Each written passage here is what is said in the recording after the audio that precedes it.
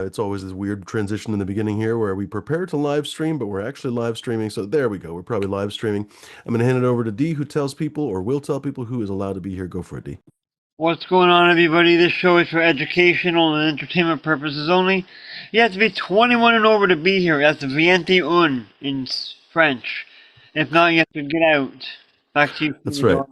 Love how you had to clarify for all the French speakers, just in case. Oh, that's right. It is Maybe. our language. Oh, wait, we speak the language of love. Ah, wait, wait. Not me. Anyway, ladies and gentlemen, thanks very much for joining us. Looks like Miss Chronic is first in the chat. Thank you very much for joining us, Miss Chronic. Always a pleasure to see you. Let me pop out the chat here. Your mom likes, no, that doesn't quite work. Likes it when we pop out. Yeah, that doesn't quite work, honestly. I tried, but you can't bat 1,000, as they say. Let me switch to live chat, ladies and gentlemen, so we can get a little bit more unfiltered and superior chatting experience. Anyway, before I delay too much, folks, we're going to be chatting with the inimitable Red Setter Farm. Oh shit, we just dropped him. He's having some problems with his Zoom. He's probably just going to be right back. Folks, we'll be chatting with Red Setter Farm from Michigan. I think a lot of you Michiganders, I think you guys call yourselves, are big fans of Red Setter Farm. At least I've met a lot of people. Oh yeah, I know who Red Setter Farm is. He's a cool guy. Da, da, da. So kind of funny to me how basically everyone in Michigan basically knows who he is. It feels like you could walk up into Detroit somewhere and be like, hey, you know who Red Setter Farm is? And someone probably know who he is. Maybe they got weed from him or something, right? But anyway, ladies and gentlemen, fun guy, and I definitely don't know enough about him. I think a lot of you don't know enough about him as well. Tonight, we're going to learn how he grows. We're going to learn what he grows. He grows a lot of different things. He doesn't just grow weed. He and his, I believe, wife have a small kind of semi-urban farm. Well, we're going to learn a lot more about it, ladies and gentlemen, I hope. And we're going to learn, like I say, hopefully a little bit more about their grow style and stuff. I'm pretty sure he's done some breeding work. I know he's done some phenotyping work, or at least some phenohunting. So, ladies and gentlemen, we're definitely going to talk to Red about that. He's definitely an old school style weed nerd. So, he definitely likes to puff tough and likes to grow some of the best weed. I've heard some of the best weed. I've never had a chance to smoke his weed. Here he comes back, but we'll probably have to change his name. Let's see here if I can just really quickly rechange his name. Dang it, now I moved it. I'm going to change it to Dot. Did. There we go. So that way nobody sees his name accidentally. And then I'm going to rename it to Red Setter Farm. There we go. Back to the subject, ladies and gentlemen. We'll be chatting with Red Setter Farm. He's been on a bunch of YouTube shows that I'm sure you guys are big fans of. I guess I won't jump to conclusions which ones they are these days because I just realized, oh shit, I don't remember exactly which ones he's on right now. So rather than put my thumb in my or my foot in my mouth, we'll let him talk about it. But folks, I can't wait to learn more about him. We're definitely recording. There he is, right on.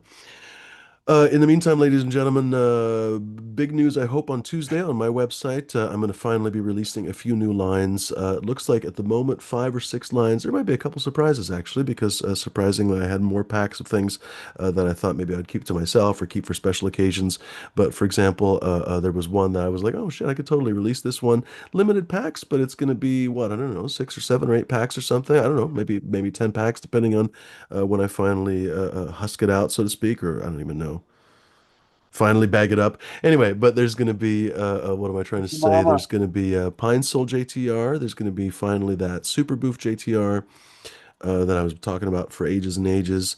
What's the other one that I was just talking about? Oh, a big one, TO JTR. I think that's going to be an absolute bell ringer. We'll talk about that more on Tuesday. What was the other one that I just forgot to? Oh, Apples and Bananas JTR. That one is the one that's limited release, unfortunately, and I want to keep a couple packs to myself. So, like I said, I'm going to have to count those first. And then I'm forgetting one. Goodness gracious! Oh, I'm forgetting a big one. Actually, one that I really was excited to release. Gosh, all this time, and I just thought, whatever, life got in the way, and I didn't feel like releasing seeds and stuff. I don't know. I have no excuse really, but that one is a big one. The Joy of Missing Out, JOMO, JOMO JTR. So that's going to be a real good one. I think I have a fun name for that one. Anyway, that should be a spectacular hasher. All of the other ones should be spectacular as well. But because if you guys didn't know the JTR, I mean, it's always kind of legendary for washability and stuff. And I definitely picked the sandier trichome skunky male essentially. So anyway, should be some good stuff. But that Jomo comes from. I hope to yet meet the guy. I haven't yet met the guy from. He's literally from fucking Portland. There's no excuse. But apparently a real cool guy, Schwale. Don't know his real name, and I guess I wouldn't say it on the live anyway. But a really great photographer, evidently from all that I've seen. Wonderful canvas breeder. I don't remember for the life of me how he grows, so I couldn't even begin to tell you how he grows. But I can tell you his photography is splendid. He does some super macro work with his trichomes, and he selects basically based on those trichome shapes. So anyway, I was really excited to have that clone. Unfortunately, I lost it in the shit that I was in Israel. It was a total fucking scandal. I don't even know. That was probably one of the ones that I was most pissed about losing. But at least we got seeds out of it, and that's I don't even know what's the expression I'm looking for? I don't know, lemonade out of lemons or some shit, whatever. Because I really wanted to cross that thing to other things. But anyway, folks, so stay tuned. We'll be releasing those in a few days, and I hope you guys enjoy them. I might also be because I just literally to this day haven't decided if I'm going to do testers on that Coot Special, Runs of Eden, da da da, da, or maybe release them. I'm actually leaning towards releasing them because. Yeah, I'm basically going to reset anyway in the next few months anyway, so it just makes a little bit more sense maybe that way. So, folks, as always, if you guys have input, ideas, hopefully helpful criticisms, because obviously if you hate my guts, fuck off. Honestly, like just seriously, we just don't need your opinion to be perfectly honest. But if you have helpful criticism, I would love to hear it. Fumidor@chronictable.com. Feel free to Instagram, DM me on Instagram rather. Fumidor_Chibador, because lately I haven't had a problem with like message requests stacking up or anything. And then, of course, if you want to join our Discord, please just let us know. It's semi-closed, you know what I mean? It's not really a closed Discord, but we definitely don't invite random fuckers, and we keep it fairly quiet on there. So, if you'd like to join there, one of the best ways to message, some of the rest of us and stuff. So, just let us know. Let D know, for example, and we'd be happy to chat with you. So briefly, Red, I guess let's just say a brief hello, and then we'll say hello to the other guys, and we'll get into the meat of the interview. He's not frozen, is he? He's just reading. Okay, I think he's just No, reading. yeah, this time. Oh, can you Oh, guys you hear are me? frozen. The video I think is frozen. Can you hear me? I can hear you. Yeah, Video's frozen? Video yeah. seems to be frozen, Just I think Hmm. you just gotta turn off your unless camera. you're very good at I'm ventriloquism. I'm going to. Are you guys able to hear me though? I am. Yes. Yes. Okay, I'm unable to turn off the video. I have the spinning beach ball going again. I'm gonna actually just try to quit and come back in. I've been Yeah. trying to Have you force blur quit my. yet, or did you just quit I did that regularly? first time Gotcha. because everything froze up. So I'm gonna force quit again, and I was trying to put on a virtual background, blur my background because I got this No worries. my I working gotcha. mode going on. I But gotcha. I was Oh, those looking are buckets around, of basmati rice. looking Uh, around, make sure there's no like addresses or that's anything it. weird. That's it. Yeah. That's all I care about. The But gold anyways, is buried behind the. All right, we'll see in a bit. that door right. That's it. That's it. Oh shit, we'll never know. Dang it, we'll have to guess. Good to see you guys. Good excuse now to say hello to our friends. D Zombie, what's going on, buddy? What's going on, everybody? What's going on, chat? I hope everyone's having a great night. I'm smoking on several different things, surprisingly. I got the pink kush. I got some black sherb hash. I got, one second here, guys. What is it? Black gas and also, moon fog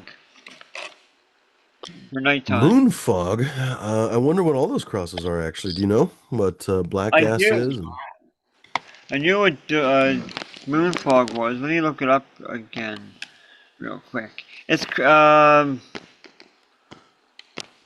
Smash moon looks like fog. a Doors video or something. He's smoking weed as the lens flare is hitting.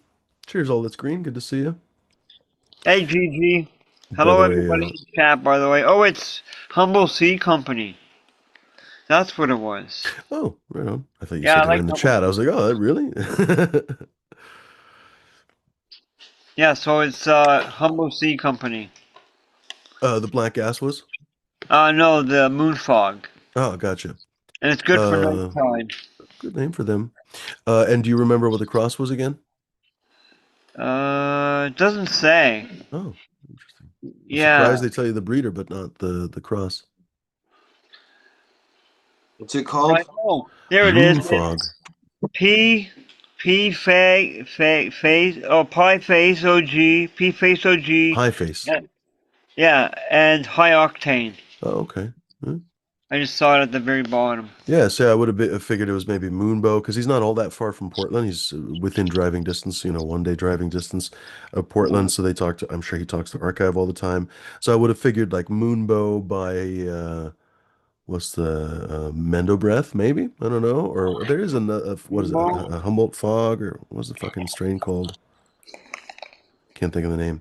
So yeah, I'm glad you looked it up because I would have totally guessed something else. Good to see you, Gigi. Good to see everybody in the chat. J5's hanging. Another person that probably knows Red Setter Farm. Who else is hanging? DGC Jeff. Good to see you, Jeff. Dr. Libby Alone is in the house. What's going on? Choo choo. Couch Flyers hanging with us as well. Flying that couch, getting high. That's the way to do it. Martial Artist says brains. By the way, coupon code for the website, Fumidoro, ladies and gentlemen. Fumidoro, rather. If you guys use the coupon code brains, you'll save yourself, I think it's 11% off. I don't remember now. Is it 10% off, 11% off if you're having a fucking brain fart? It's some amount of percentage wise. Who else is I'm always forgetting? Sure, Smash, good to see you. He's saying hey in the chat. And speaking of which, by the way, what's going on, Smash? Welcome. Smash, man. Fucking Is this cold, man. Smash? Getting cold? Oh my Oh, it god, makes these sense. You're wearing the hoodie and the hat and stuff. like Good I'm work today. freezing. I'll tell you. Let's see what What it am I is. smoking right now? Oh, I'm It smoking. is 48 degrees out. You just dropped my phone, like always. But cheers, everyone. Give me like a minute. I'll be on in like 2 seconds. No worries. So I'm going to smoke. For a change, I actually have a nice selection of weed from the generosity of friends, right? Don't they say like, oh, for fuck me, what's the expression? Oh, shit, now we're going to have to rename him again. I mean, it's not a state secret, but fuck, I don't want to. Wait, no, don't remove, just rename. There we go. Pot. There we go. Hi, my name's Pot. At least it wasn't I a like little bit of pot a rain, lot. not crazy. Um, Hmm. there's been a car accident like right outside of my house two Oh, no times this shit. week. Oh, wow. Huh. And now they're talking about doing something which is gonna fuck up my driving Oh, experience. yeah. I used to know, welcome back, Red. I used to know a couple people that lived on really weird turns and stuff, like whatever, just weird turns in different places. And like, I don't know, 5 times one dude drove into their garage, like onto their garage, like into it a little bit. I mean, No. just oh God, it happened all the time. That's Half the crazy. time they weren't even drunk. That was the best part. You'd assume they would fucking be drunk and driving like a crazy person, but no, they were just There's a terrible road I drivers. drove. I'm not gonna lie, I've driven off a road before. Have you really? Yeah, I thought it just Like kept way going, off or just a little bit? just a little bit, but I thought it kept going, and I it guess turned. it's a little bit like virginity. When Uh, you're off the road, was it like all 4 tires or was it? I don't Oh even yeah, know. Okay. yeah. I ended up on a patch of dirt. Nice. I had an Audi, thank God, but it was raining, and I thought that it was a new construction road, and I'm driving, and I'm like, all right, it goes straight. It didn't go straight. There was no light, nothing. They're gonna It tell went, us that the Garmin it told went you to right. drive into the river or some shit. I don't even know like how many people. I used to have one of those Garmins. A couple of them actually. They were really lovely. Actually, I kind of miss mine to be perfectly honest, because they were just so good at re-navigating traffic and stuff. I don't know. I've heard that maybe they're not as good as modern phones, but whatever. But for some reason, like they were kind of dumb devices. They weren't nearly as smart as an iPhone or something, right? They didn't have the processing You power and had stuff. to update And them so they would manually. recalculate all, yeah, 100%. You had to update the maps all the time, but the maps were almost always 5 or 6 years out of Uh date. Like huh. there'd be all these new overpasses that weren't there and stuff. And so people would constantly be directed to drive into a lake and all this stuff. And then people would do it. They were just such oblivious kind of people. They would literally drive. You'd hear this all the time. Oh, yeah, so and so died I've because they heard of the drove into a train fucking tracks. dam. Oh, my fucking God. I think Anyway. Red's back. I think he's not frozen. Welcome back, Red. Perfect timing because my puppy just farted. So his farts are getting better, but he picked this time to let one loose. So we're gonna have to suffer through this one, ladies and gentlemen. But folks, I'm gonna be No puffing, by the smell-o-vision way, there. some of Bingus's. What was this again? I need to check because I Bingusberry. There we go. Oh, I didn't finish saying that tonight, for a change, through the generosity of friends, I actually have quite a bit of different weed, including quite a few of my strains, actually. So the Bingus berry, of course, is from Bingus. We've been talking about him for a couple of weeks now. And thanks to Jones N2 Grow in the chat for a very kind gift. Stopped by on the way to California and gave me a few things, honestly, a few things to Tisba to scratch, several phenos, so maybe four phenos of my Black Knight's Delight. What else? A couple other of my thing. Oh, Oblivion. What else? Even Black Wow. Soma Morgana. Yeah, the Oblivion is great, honestly. That was probably his favorite and my favorite so far. I've tried almost everything that he gave me. Couple different things that I didn't try. But anyway, so far that Oblivion. Love it, love it, love it. Anyway, so thanks to him, I actually have right in front of me right now, I have one of my Black Knight's Delights. I have the Tisba to scratch. And then, of course, I'm going to smoke some Bingus Berry while we chat to Red here at first. Red Setter Farm, good to see you, my friend. Oh yeah, Hopefully the mic is working and everything else. I think And so. Can you hear me now? looks like your video, I can hear you perfectly well. Can you see Tell me us, now? I can see you now. How about now? We're not imagining things, right? Like, I think, oh shit, he froze. Dang it, we No, lost him. not this time. Oh, maybe. So finally we get to learn about you, Red Setter Farm. You've been, I Hi. think a lot of people know, well, from, I guess YouTube is YouTube, so I don't want to make assumptions, but you've been on the Michigan Bros show. You've had your own shows. And the bro You've show. been on, say it again. Oh, I'm sorry. I'm being a No, no, parrot. please. I'm parroting you. Gotcha. I've been on the bro show. Yeah, I was just behind you. Sorry, man. Go ahead. No, You no can worries. I was trying to remember. finish I your think you were on introduction. the third show, and I'm completely spacing on it. Anyway, I've- so people yeah, know but you from a bunch of different channels, but they also probably don't know a a lot of lot little guest more. appearances here and there. Yeah. There you go. What shows are you on right now? Michigan Bros or on a Currently, different channel? Michigan Bros Grow Show as a current and regular guest. God, I've Gotcha. been on that show since 2019. Holy cannoli! This year will be 6 years in that, and How I did you mean, guys survive? That's an interesting thing you because know, honestly, it like the EO has show disappeared, the replacement for the EO show disappeared, the EO show was replacement for another show that yeah, disappeared. the EO You know, show, yeah, like I think that's where I first met you through the that could EO be. show or Yeah, something. could well be. And that was a long time. That was around Yeah. that same era, right? Yeah, yeah. 2019, 2020. That's what I'm saying. That's long Uh, gone, but you guys are going strong. Fumiter, I have been on your show back in the 2019, 2020. I used I to come think you're on. right. It's I been used so to come on long. here like I don't know every night or That's whenever true. you had No, a you're show, right. like every You're Tuesday right. night or whatever. You're right. Um, Around 2020, 2021, I ended up getting a Yeah. job in the industry, Uh, and then life got busy, and I took kind of a back seat on a lot of YouTube, kind of except for the bro show, just because it was such a Sunday night regular thing. It kind of That became makes part of a lot of my sense. I think a lot of uh, people, in fact, some of your fellow panelists, I think a couple of them tried to start up dispensary. I don't know, I lost touch with them, so maybe they succeeded in the dispensaries. But I know a couple were trying to start up dispensaries, a couple were trying to start up grows, different yeah, stuff. all throughout the Fucking life years. gets busy, right? So then Yeah. all of a sudden you're supposed to take some of your free time and go talk about weed for 2 hours. It's not up for everybody, right? Or that's not everybody's bag of whatever the fuck. I don't know. I'm talking like a weirdo today. No, it's No, it's a lot, is what I'm trying to say. yeah, and so a lot of the original Bros show, Michigan Bros Grow show, a lot of our cast and crew, all of our, original family, everybody, that's just it. Families are either growing or families are, aging or whatever's going on. Mm. You have priorities and obligations in other areas of life.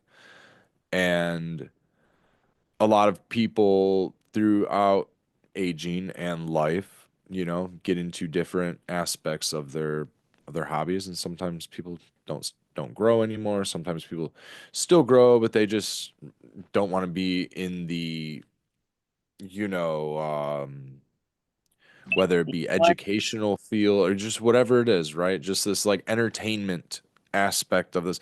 I just enjoy sitting around and bullshitting with some Mm, friends. We've never been like, at least my end of things, never been monetized mm, on YouTube.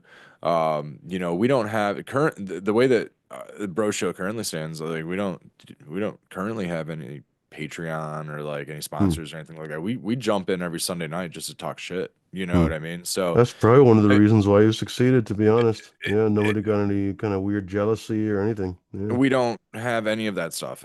Mm, And you know, throughout the past there were sponsors and there were things back and forth, but as years have evolved and gone on, it's just really become just we all just get together as friends and just talk shop, you know, shoot the shit, burn mm, one.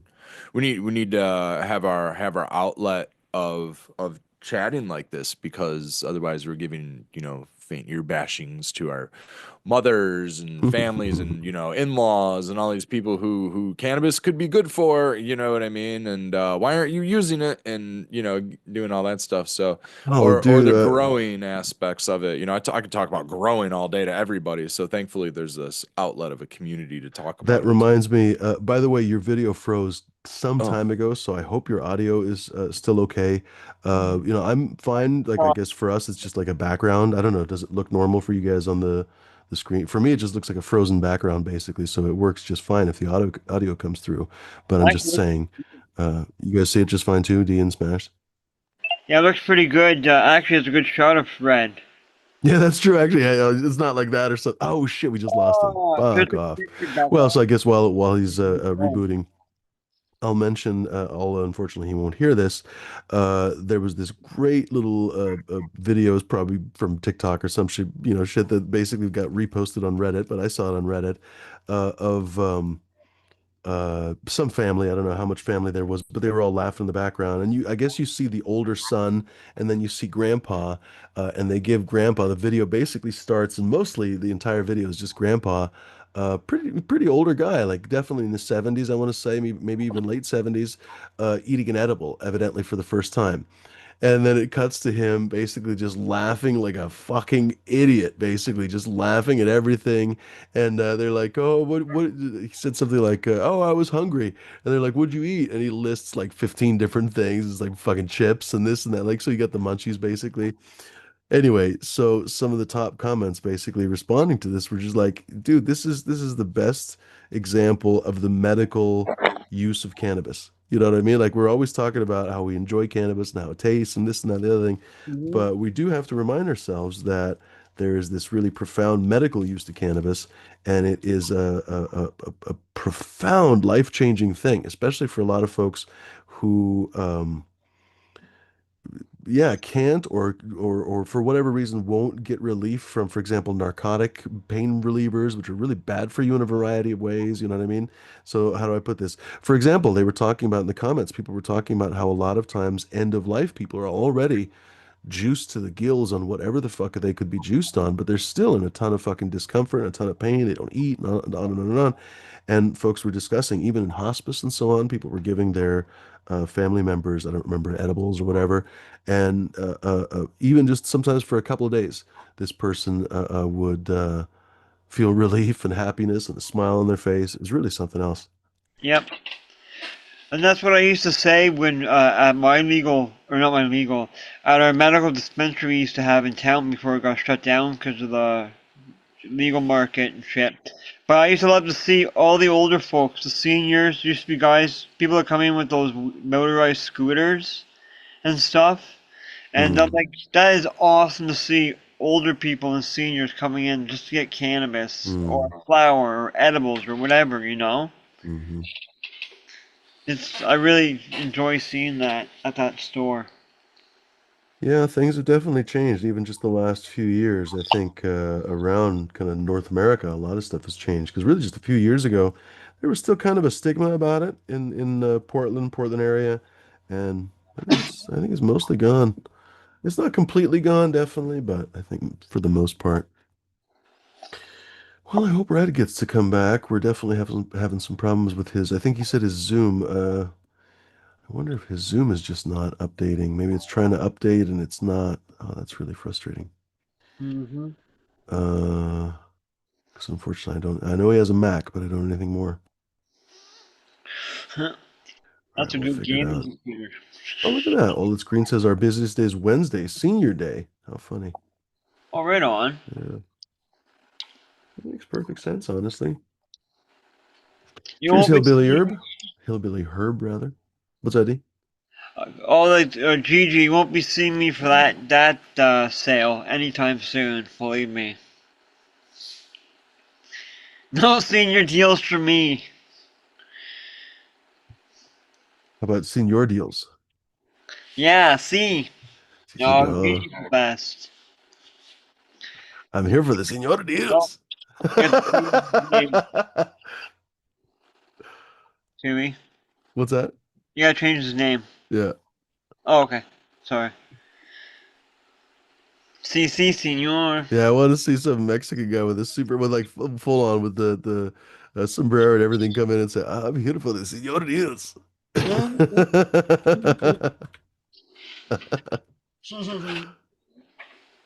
The employee's like, wait, oh shit, I What? don't know, man. Like, maybe, I don't know, dude. How do you say 55 in Spanish? All this green says, our store is aimed more at medical, for sure. Right on. Yeah. The, Definitely got lots of different medical stuff there. Edibles and even mushrooms, which is really cool. They have like seven different, when I was in there last time, they had like seven different, that I can remember, seven different types of mushrooms. oh, interesting. Oh, that's right. They're Yeah. allowed to sell mushrooms.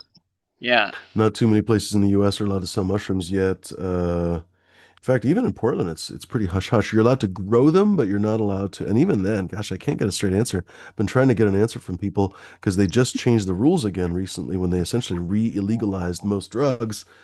Can't really get an answer. I don't think anyone really knows. I'm sure somebody knows, but nobody that I've talked to really quite knows if mushrooms are back to being illegal again or not. I don't think the police are too worried about it, but because there's like legal clinics that you can get mushroom therapy at and stuff. So I doubt the police are too fucking flipping out about mushrooms these days. But even still, I've said before, it can always be used against you in a divorce or whatever else, custody hearings or Yeah. something. Especially Mhm. for your list. Yeah, yeah. I haven't looked in a while, but we had these bunch of mushroom stores actually pop up. I forget the name of them, but they're painted brightly, like you can definitely know what's going on inside. Mm. Like mushrooms, big mushrooms Hmm. painted on the outside and shit. Interesting. Not heard Yeah, of it at yeah. all. I don't know if they're shut down. I haven't looked in a while, Hmm. but there's like two or three stores in Toronto. Red, how we doing with the audio? We can't see you, but can we hear you? Uh, you know what else pops up when you don't look in a while? Besides your mama? Yeah. Mushrooms. Mushrooms Oh pop yeah, up. that's right. A dad joke. Yeah. Can you hear me I can hear Yeah. you. now? Uh-huh. And so I tried updating my Zoom app and it froze. So Gotcha. I'm going to just I guess hang with the video off for a little while and see if this all chills Right and on. maybe I'll Or if you kick it really on wanted and to, this is not super see. important because I'm sure people can figure out who we're talking to. But if you want to, you could always dial in with your phone, for example, and do just video only, mute yourself, and then basically use your audio setup that you're using now. But again, we don't have to change anything if you don't want to. Well, that's not a bad idea. But yeah, I'll be all right here for the moment. But your lovely wife won't be able to see your face. So my apologies to Becca and everybody else. We'll just have to Although, guess. Dee, can you pantomime what you think Red Setter is doing at any time? So for example, if you think he's doing a ballet dance as we're talking, or perhaps playing a small banjo, or I don't even know, perhaps he's archery hunting. We're talking. He's working on it. He's working on it, ladies and gentlemen. He's the special effects team. So, Red, I asked you probably a far too broad question. Well, it was fun to hear about the Michigan Bros show. Fun to hear that you guys are such a low key environment, and it sounds like it's going to be going long into the future. So that's really good to hear. Honestly, a yeah, great group of as, people. as long as we all want to get together and do it. Mhm. we have a family now. Becca and I got married in Becca, my wife. Many of you know Becca through YouTube and everything, but for those who maybe have only seen me on your show, Fumador, in 5 years ago, I got married a couple years ago Congratulations. to a wonderful woman that we met in the cannabis industry. Hmm. Thankfully, I met her in person, and we were, into the same buds. And yeah, we ended up getting married here in our garden a Hmm. couple years ago, Oh, it's and delightful. You got married in your garden. How in our lovely. garden. That's Oh that's where yeah. we had our actual ceremony in our Huh. garden. I built an arbor specifically for it, and we That's actually lovely. put in a lot of work expanding our garden that year specifically for that. We were like, you know what? Instead of putting a whole bunch of money into a ceremony hall or something like that, we Right. just put it into our space and put it into Oh God, ourselves. the amount of money you hear about people, it's really not much at all to spend 100,000, 200,000 on a wedding. It's Like that's not crazy. much anymore. Absolutely crazy. And when you think, Yeah. I mean, wait, what? 100 or 200,000? Yeah, Yeah. yeah. No, that's totally normal. And they go up to in the millions. What is Yeah. it? Jeff Bezos, evidently, I don't remember if his wedding already happened, but apparently $100 million they were spending on that one. That's so wild, man. I mean, I've heard of I guess he like, has the money, so whatever. He can't pay the workers certainly, but I guess he can definitely pay for the wedding. But what a waste of money it would seem like, right? Like if you can imagine, it would it would. seem that I'm way, sure your right? family, some of them probably, because there's always people like that. If you have a family, they're like, oh, you should, $20,000 wedding or something, right? Seriously. Like you could have spent that money, and you did apparently. I'm sure spend that money in stuff that actually rewards you every day, right? Like if nothing else, I mean, I think it actually rewards you financially, but it also rewards you if nothing else. It's a lovely place, right on. Seriously, right? Like what a better way to spend your money. Yeah, and we're out there communing in our garden all the Mm, time, most days, all mm, days, or most days it's all day. Um that's cool. we yeah, we kind of we just both really really enjoy the wonders of nature, for Mm, lack of better words. Yeah, man, we actually had a baby in January, and congrats. that added, thank you. It added its own level of challenges Mm, to business and life and family and everything else. So, you know, um and I know that other people in the YouTube community, their families are expanding and everybody's doing things. So, it's hard to say how long, in long story short, how long the MBGS Michigan Bros Grow Show will continue, but I'm super super thrilled to see it go as long as it has. I I mean, it's a feel good reminder that everything really has an end. Anything really worth having it ends up having an end. It's kind of part of life, right? So even if it ends, you had several wonderful years, right? You, like oh you said, hun no oh grudges, god. wonderful shows. Like every time I've ever tuned in, it's just No, a no, bunch of, no. happy people just goofing off, There. Okay, right? sorry guys. Oh, go ahead. Nothing. I turned my. I'm over. Sorry for the amazing quality of sound and everything that I'm throwing out in the No, the video. audio is fine tonight.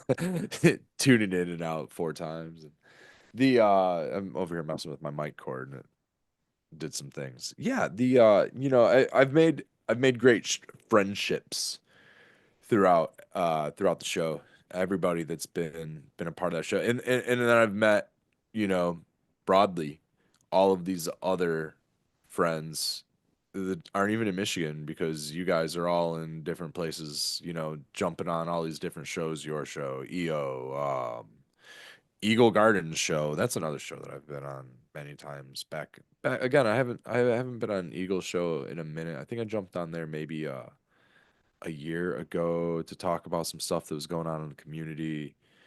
Um, In fairness, he's been focusing on other stuff, I think, so he has been. he hasn't been It having too may many even shows have been a recently, but couple years ago hmm. that I jumped on there. But in the wake of things, like the last 5 years is like a blink of an eye. It's so Hmm. crazy. Like I feel like the last No, it's a five very years common statement from a has lot of gone people by that just suddenly faster these whole than last my years whole just life. blinked by or blinked by. Yeah. Yeah, it's weird. It's like whatever they did when they crashed those particles together, like sped up time or Yeah, yeah, something. yeah.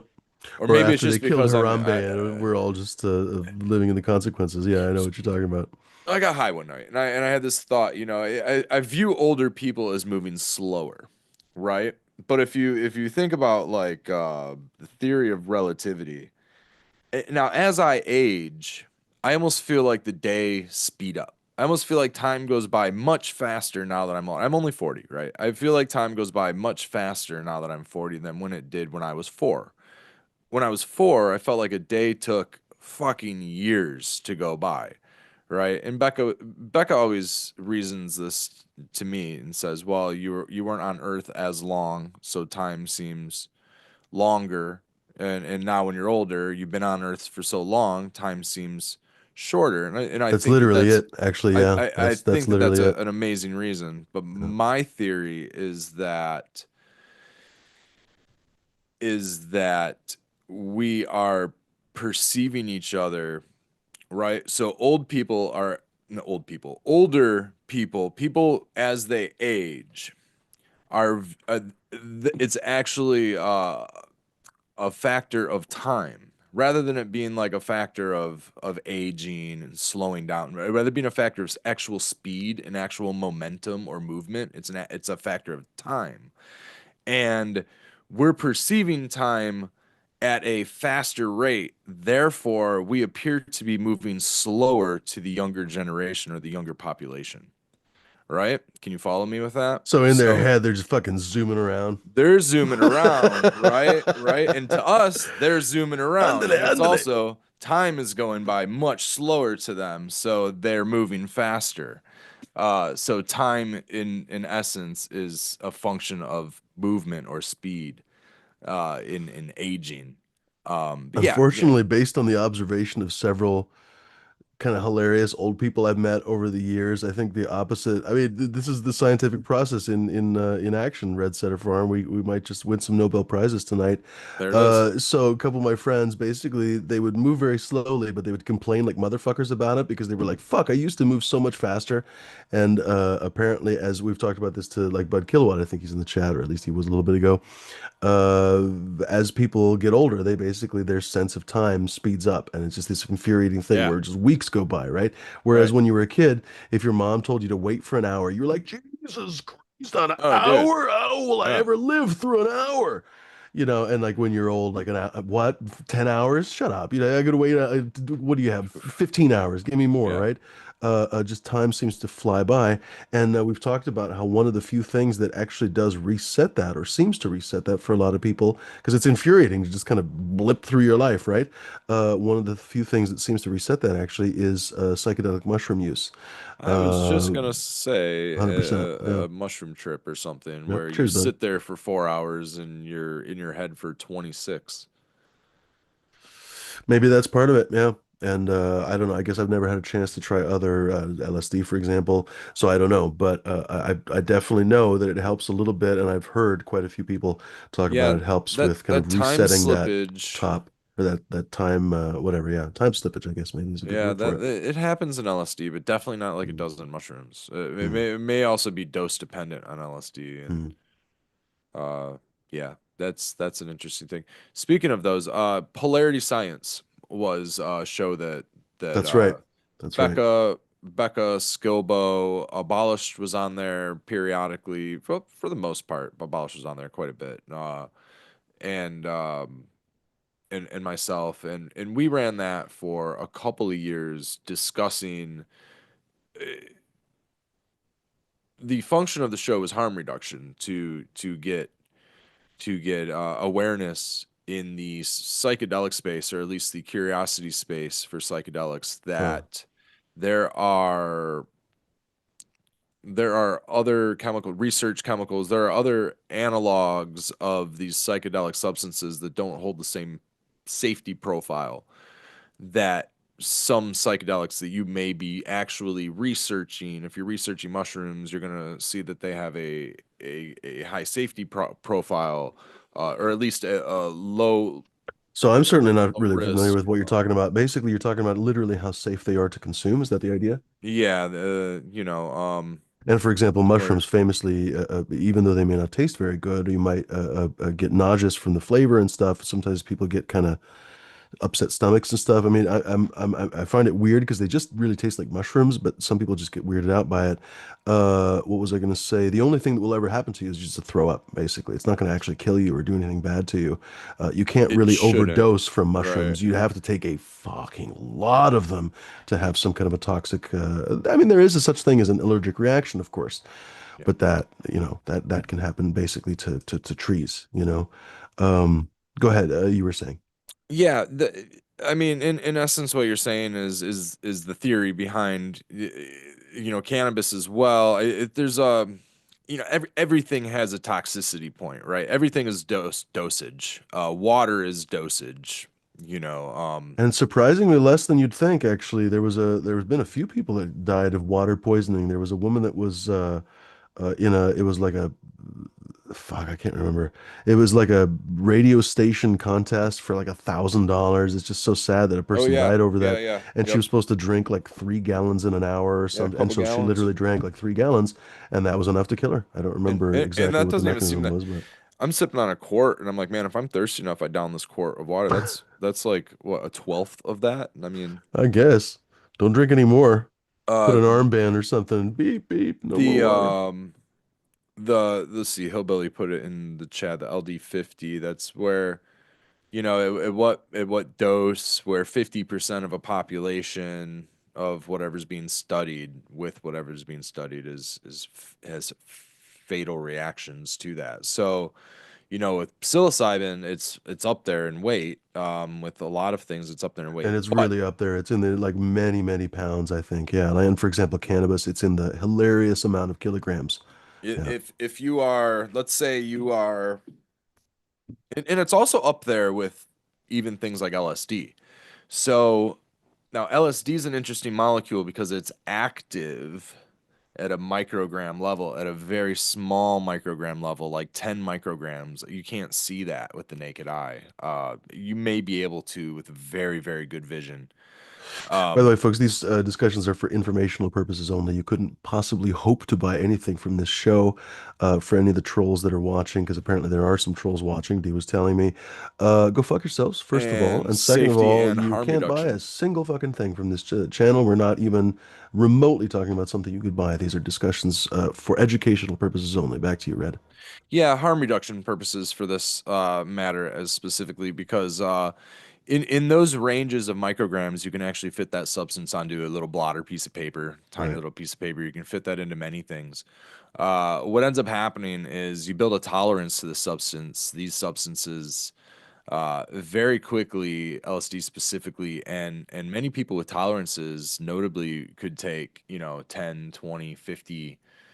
I mean, people take thumbprints of the stuff where you can actually see. So if it's if you can feel it at a point where you can't see it in somebody's taking a dose that you can basically pick up off the table, that's a lot, right? That's a whole lot. I always thought my friend was And bullshitting, but I don't know. I guess this is me being a fucking ignorant, whatever.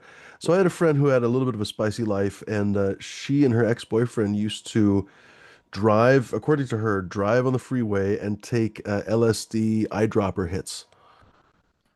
yeah, it's I've That's heard people real. doing that. I All mean, right. So they I were don't they were they were fucked up, well, is what you're trying to I know say. people that have done that. I mean, Because that seems like a lot, I have to be it's honest. dependent on what I guess it depends on what the carrier solution is. Because if it's water, you're basically putting water or saline, or maybe they're just putting crystal into a Visine as a carrier or something like. I don't know of anybody doing anything like that, but that would be very interesting to hear.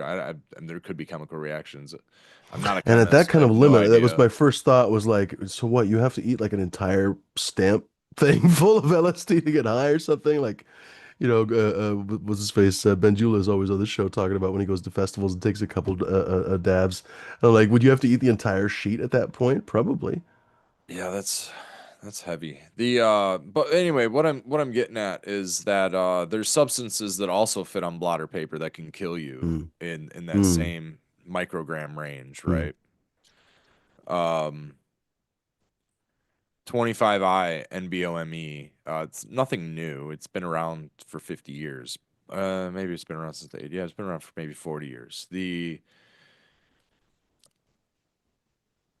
that has a very low um that has a very high risk for harm. So that's something that if you take a dose, you feel like it's very similar to taking something like mescaline or something. It's probably more like something like mescaline, a little less than something like LSD, but the difference being that it's a little more like speed, speeding you up a little bit, but it also has an ability to cause vascular constriction. Hmm.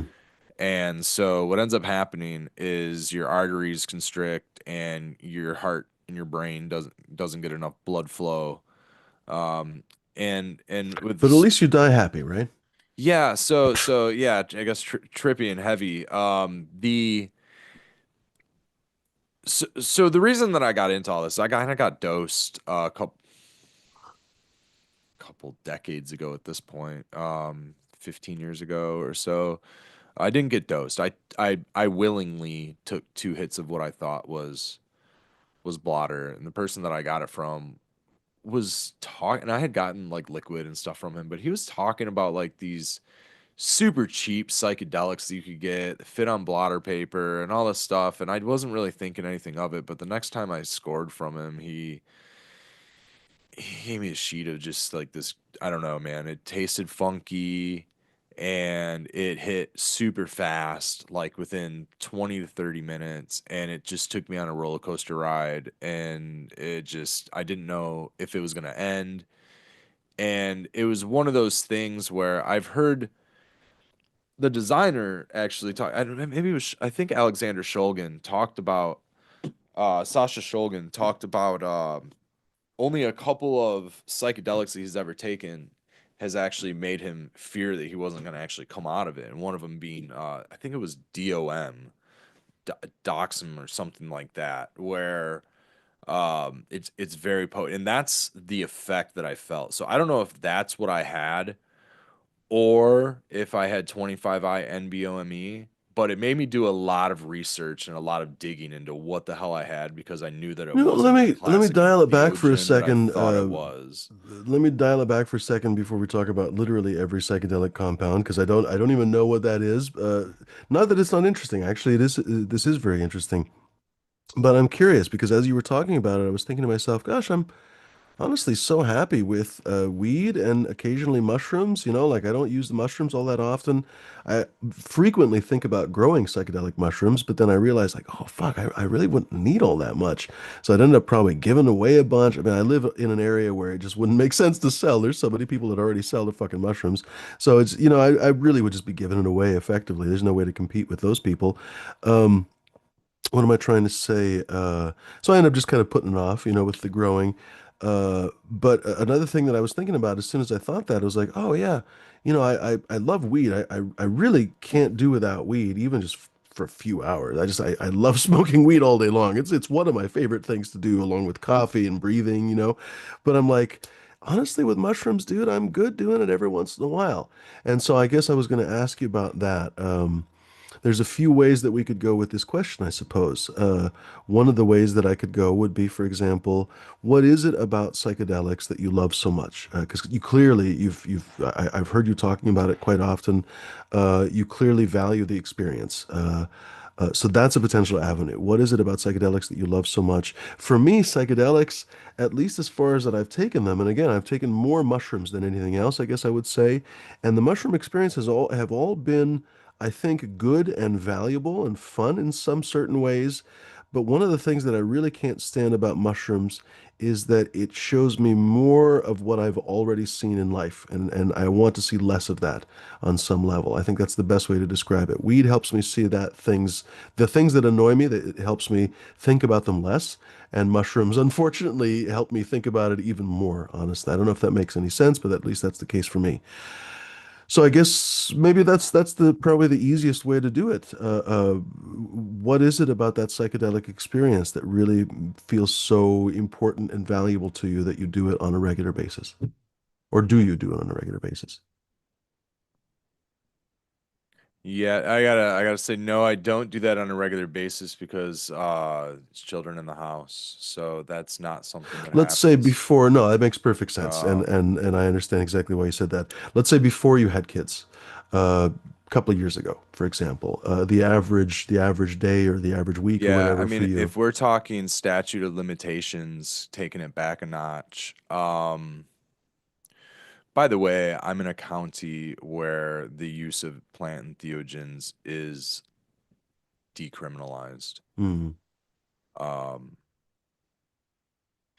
Most of and I Michigan is fairly liberalized, and you happen to be in a place where almost all of that is allowed, isn't it? Yeah, Yeah, yeah. I'm wearing a Michigan U of M jersey in Ann yeah. Arbor. Ann Arbor is a city that has decriminalized, but the entire county that Ann Arbor's in is decriminalized, and we happen to live in a township within that county. Huh. Um, that Lucky, right? For a lot of people, well, that would be pretty lucky, no? really lucky, and you know, so the reason is now another caveat to that, and this is without even caring about the statute of limitations or anything. I have not had. Honestly, these are hypothetical discussions Well, yeah, anyway, well, candidly. I have So not I'm a had. cartoon character. No, seriously, like people that might make assumptions like these are really just basically educational discussions. So Well, go there ahead. hasn't been like an actual psychedelic experience. Psychedelic experience could be very subjective. So there hasn't been, let's say, a trip with visuals. Let's say anything more than good feelings, anything in this space of time awareness. None of that. I haven't felt that since, oh God, I don't know, 2009, 2010. It's Oh, been a no kidding. minute. So Wow. 14, 15 years. A big reason of it is because of this experience that happened off those two doses that I willingly took Oh, yeah. Hmm. 14, 15 years ago. That was not, what I thought it was. And that, Gosh, I mean, how do I put this? I'm not definitely an expert in psychedelics or anything else, but what do they always say? Set and setting, right? So your mindset was terrible, and your setting wasn't great either, right? no, So it was a great perfect example of a mindset. terrible height. No, Oh, pardon? we were actually like everything was normal. Oh, Everything okay. was as it always was, so to speak. The only difference of this set and setting was the actual tabs that we had. And it was a completely I guess a I was thinking dose in the sense that made. you were saying that, oh, you The didn't know if it was actual going to end and so forth. Anyway, it whatever. was I'm the putting words in your it was mouth. the compound. It was the actual compound itself. It wasn't a Gotcha. natural entheogen, something like mushrooms or LSD or something like DMT even, where it gives you a smooth euphoric ride. Like this was something that behaves a little bit differently, a little Hmm. bit more energized, a little bit more a little bit more digital. Right? Let's just say that those other entheogens are mechanical and this is more digital or even AI at the helm, right? So you're talking about like even LSD is like working a carburetor and and these other substances are just almost designed to hit certain receptors a certain way. You know what I mean? They're not broad spectrum, so to speak, the way that hitting multiple receptors, serotonin, dopamine, and all these things. Um, so some of these molecules also, because of their effects on the body, they're not cleanly going. The vascular constriction can make your body feel bad, and then that can give you bad Pursue the thoughts other drug. and mess with your set and set in. But anyways, long story short, man, that experience led me into this rabbit hole to search down that there's more psychoactive compounds than just those handful like LSD and mescaline and a few of these. There's thousands of them, like thousands of them, and a lot of them were researched back in the 70s and the 80s. Sasha Shulgin, I mean, basically, you move a carbon atom, you can make anything, right? It was just a few years ago, I don't a few years ago. It was a decade ago, maybe 15 years ago. K2 and spice, that stuff. Those are research chemicals. They're basically made from like petroleum or Hmm. terpenes or whatever they want to make it from. They take a carbon atom off of something that has a lot of carbon atoms and they move them around to a point where you have a CB1 agonist. And what else is a CB1 agonist? Well, THC, CBN, a handful of cannabinoids in the cannabis plant are CB1 agonists. The theory is that THC is responsible for getting us high, and we know that THC is the CB1 agonist. Come to find out, K2, spice, all that bullshit, that was all CB1 agonists. Well, you can still today make a CB1 agonist from yeast or anything else. So getting into like where they're trying to legislate, they just passed legislation in like Texas that eliminates all of the delta A, anything with the THC behind it, but they fail to recognize that you don't need to have THC to have a CB1 agonist. You can create it from carbon, yeast, petroleum. So I'd love to see Texas criminalize the use of petroleum in that state, right? That's funny.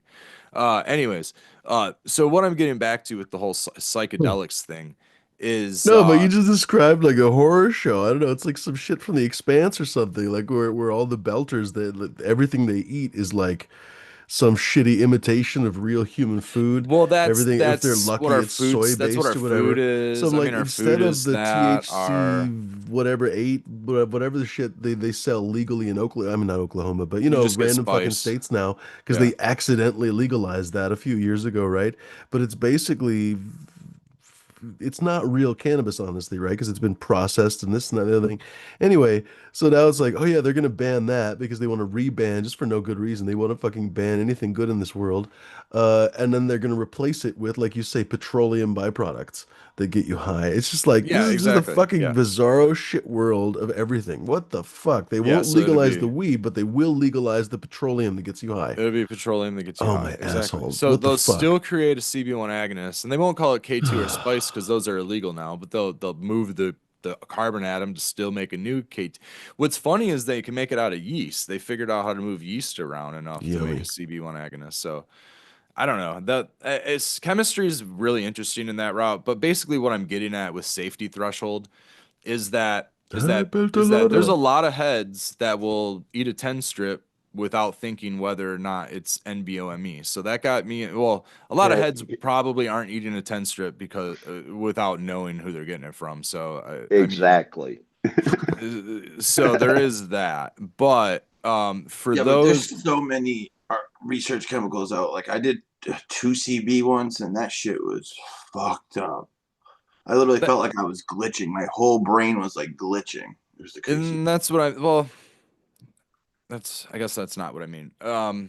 But yeah, that's a effect of the different ones. I mean, all these different research chemicals, they definitely have different effects, but um, mine is the basically long story short on why I started polarity science, right? Is going because there are there are actually people who took a 10 strip of NBOME because somebody told them that it was LSD. And so they took a 10 strip of Mm. NBOME and it was the last time that they took a 10 strip of anything because it killed them.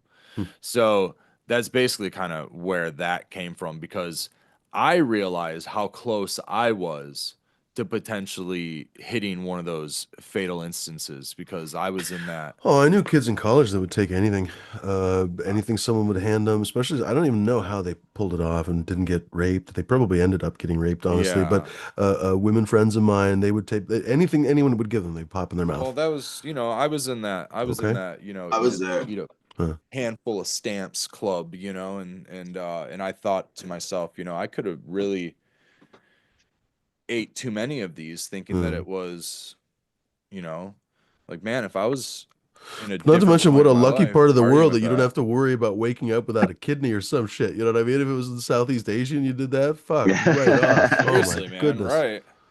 Yeah, Yeah. and well, that's what I end up thinking about at a lot of places when I take psychedelics now is like who you're around, who you're with, and like the Mm. actual horror stories of like being around the wrong people. You know what I mean? And like the at the time testing reagents weren't a thing, so you couldn't just like have Mm. well at least they weren't available readily like they are today with dance safe and bunk police and all of that. Mm. So what ended up happening is if it took 5-10 years in a test kit, and I was able to find a supply and microdose. But prior to that, I was microdosing long, long, long ago, so 10, 15 years ago, I would take I don't know, a third of a dose or a tenth of a dose just to like ride out the day. And that was basically because it felt more now cannabis had its own properties that would help me out socially, it would help me out um you know physical ways, focus, things like that, but the microdosing just had completely different mechanisms of helping me with things like anxiety and depression.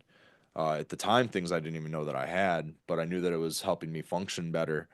And then as I got older, those microdoses helped me actually get through things like uh, the inability to what is it called when you're unable to take a deep breath? Shallow Mm. breathing.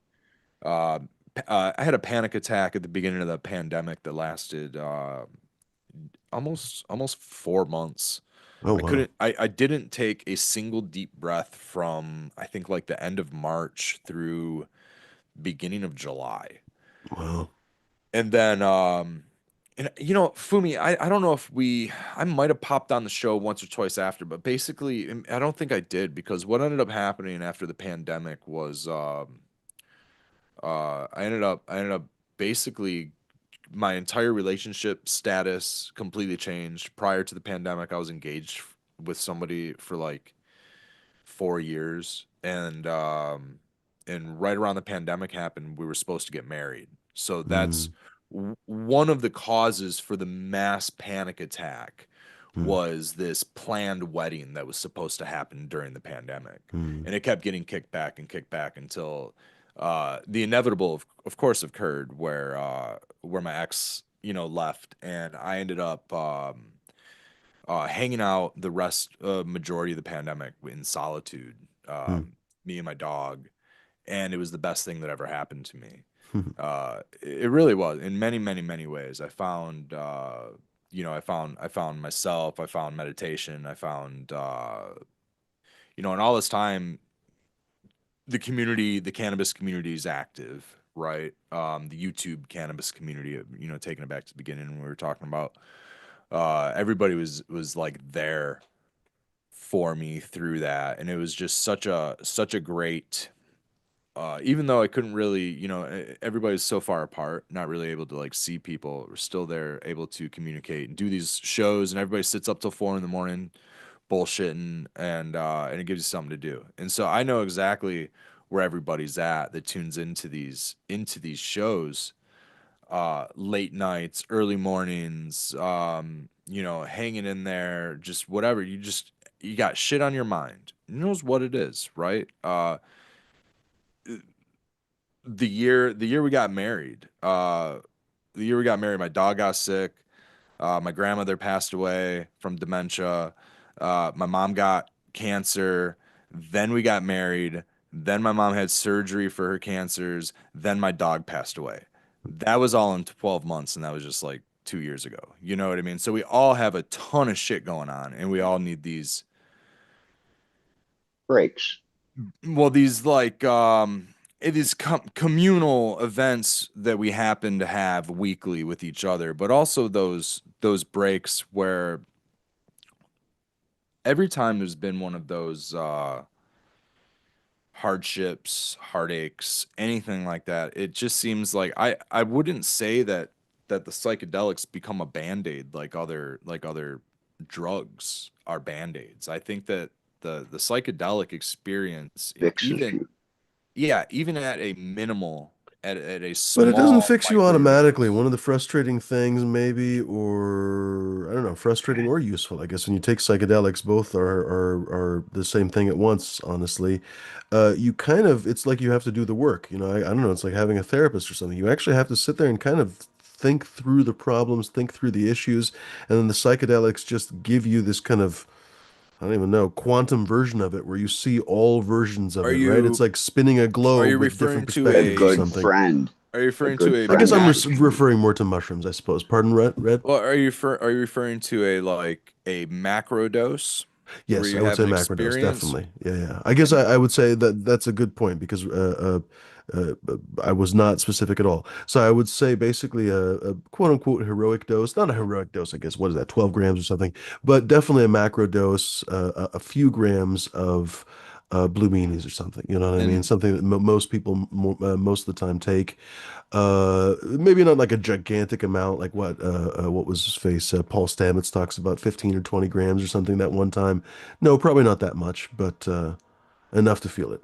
and I would say that psychedelic of choice, right? Substance, I would say chemical compound is going to matter, and then from there, dosage is going to matter. So, like, for example, I think that we're discussing experiences with different compounds and dosages. Hmm. So, um, my experience with mushrooms similarly, now I can have a micro dose of mushrooms and feel good. A mega dose of mushrooms, I will feel good the next day or maybe a couple days later. I'll feel good internally. I'll feel good externally. It won't be it'll kind of give me this afterglow, but during the experience, you're right. You have to do the work. You go into this.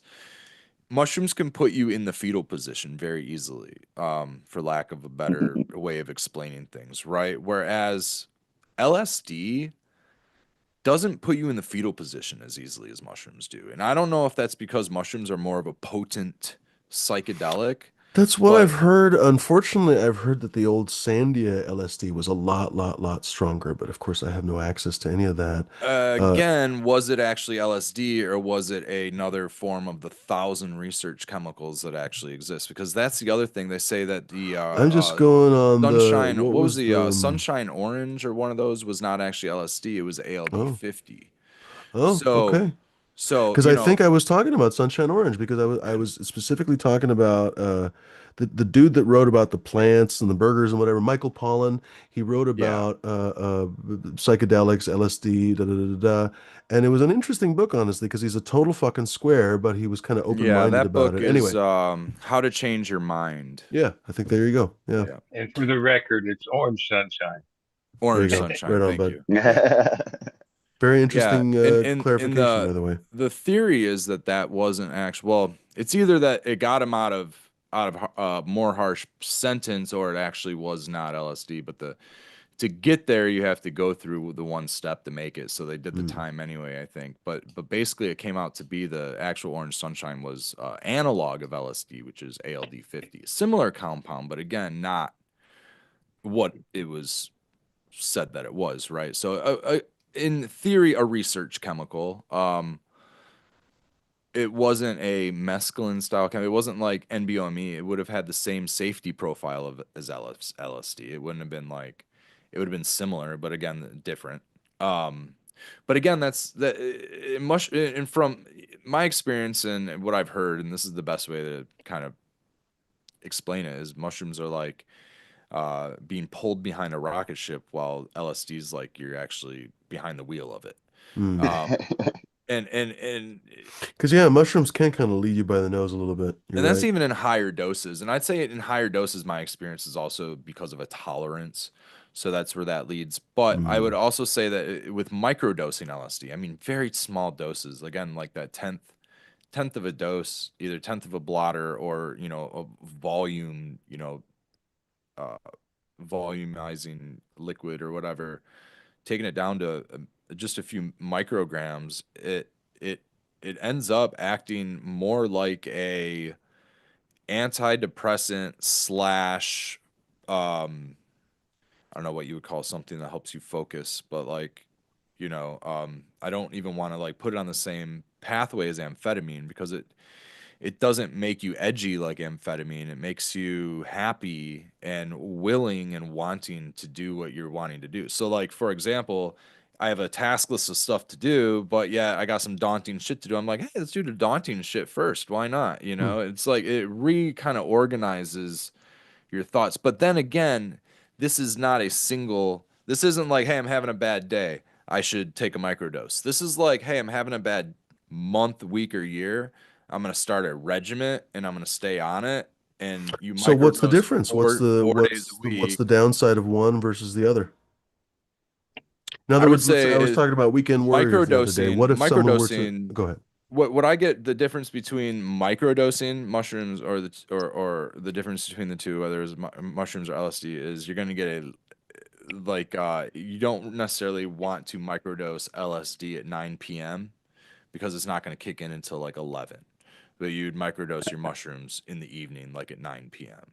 Whereas if I'm going to microdose LSD, I'd rather do that earlier in the day or in the afternoon or in the evening I see. before. So just a physical difference. I got you. I thought Well, it was there's kind of a. if I it's a got you. microdose type of a thing, yeah. The duration doesn't last as long. The kick-in time doesn't last But as it's not long. like a philosophical difference or Um, something. Okay, I got there you. there there can be some of those philosophical differences. Sometimes I do feel more earth grounded and connected with psilocybin. But then again, sometimes I feel more spiritually connected with the other. So it's I don't know. I think again that has to do with setting, day, time of day. But really, for me, the differences between the two are time of day, and what and where I'm doing. Also, the other thing is I know how much if there's a mushroom to consume, I take a tiny piece off that mushroom. Generally, the amount of psilocybin throughout a mushroom is pretty consistent. You're not going to get a whole heaping much more of psilocybin in, one end than the other. There is differences, but it's not like heaping amounts like what could be on a piece of blotter. So like, the difference in blotter, sometimes if you're trying to cut up paper, I mean, it could lean heavier on one side than the other, heavier on one side of the sheet than the other. So you might have, I don't know, light doses and then heavy dose. It might just be more difficult to be able to manage your dose. But I think that the biggest part about the two is just dosage in general. Once you get above that threshold dose where you start to be able to actually feel it, that's where you have to like internalize the work. You have to do the work. You where the other way, just the microdose is just more acting like a mood regulator, really for the most part. But it doesn't happen immediately. It takes time. It's like those shallow breaths. It wasn't like I took a mushroom microdose and they went away. Like I started Hmm. microdosing in like April, and thankfully by July they finally went away. You Hmm. know what I mean? So it was like it took a long time.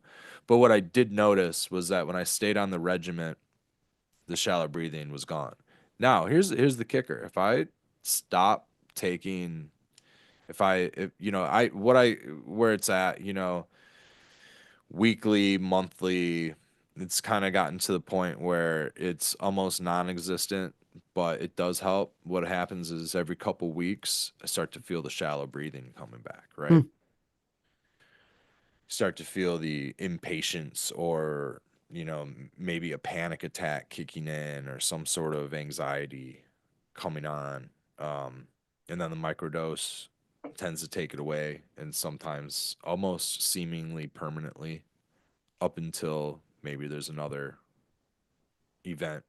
Now, years ago it was having to stay on more of a on like a repair. I was on a repair, right? I was repairing, but eventually it becomes more of like a prophylactic where like what you're talking about, Captain's talking about. Well, you guys are basically referring to that almost like a deep cleanse where you have an experience where you need to go into the fetal position. Some people do that yearly. Some people do that bi-yearly where they have that experience specifically for that pain, that anguish, that kind of reset. That is the reset. That hardship on yourself is where what you needed. And some people have that. Now, mine is almost trauma based, where I can't get there. Um, I don't I don't want to get there because of what happened.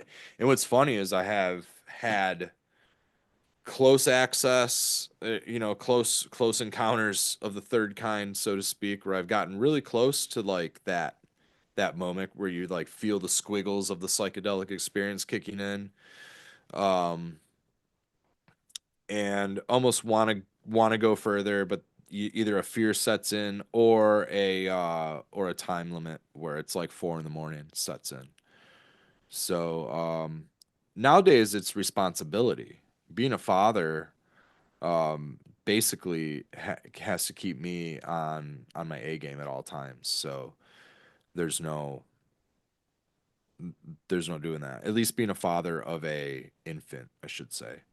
Um, I can't really do that because Becca is also uh, susceptible to, anything could happen because she's diabetic.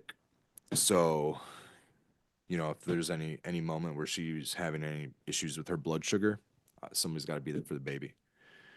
So nowadays it's strictly a repair and at necessity type of a thing. But yeah, in the past it was a consistent thing, and I feel like it helped me. I don't know if I'd recommend that to other people. I'm self-employed.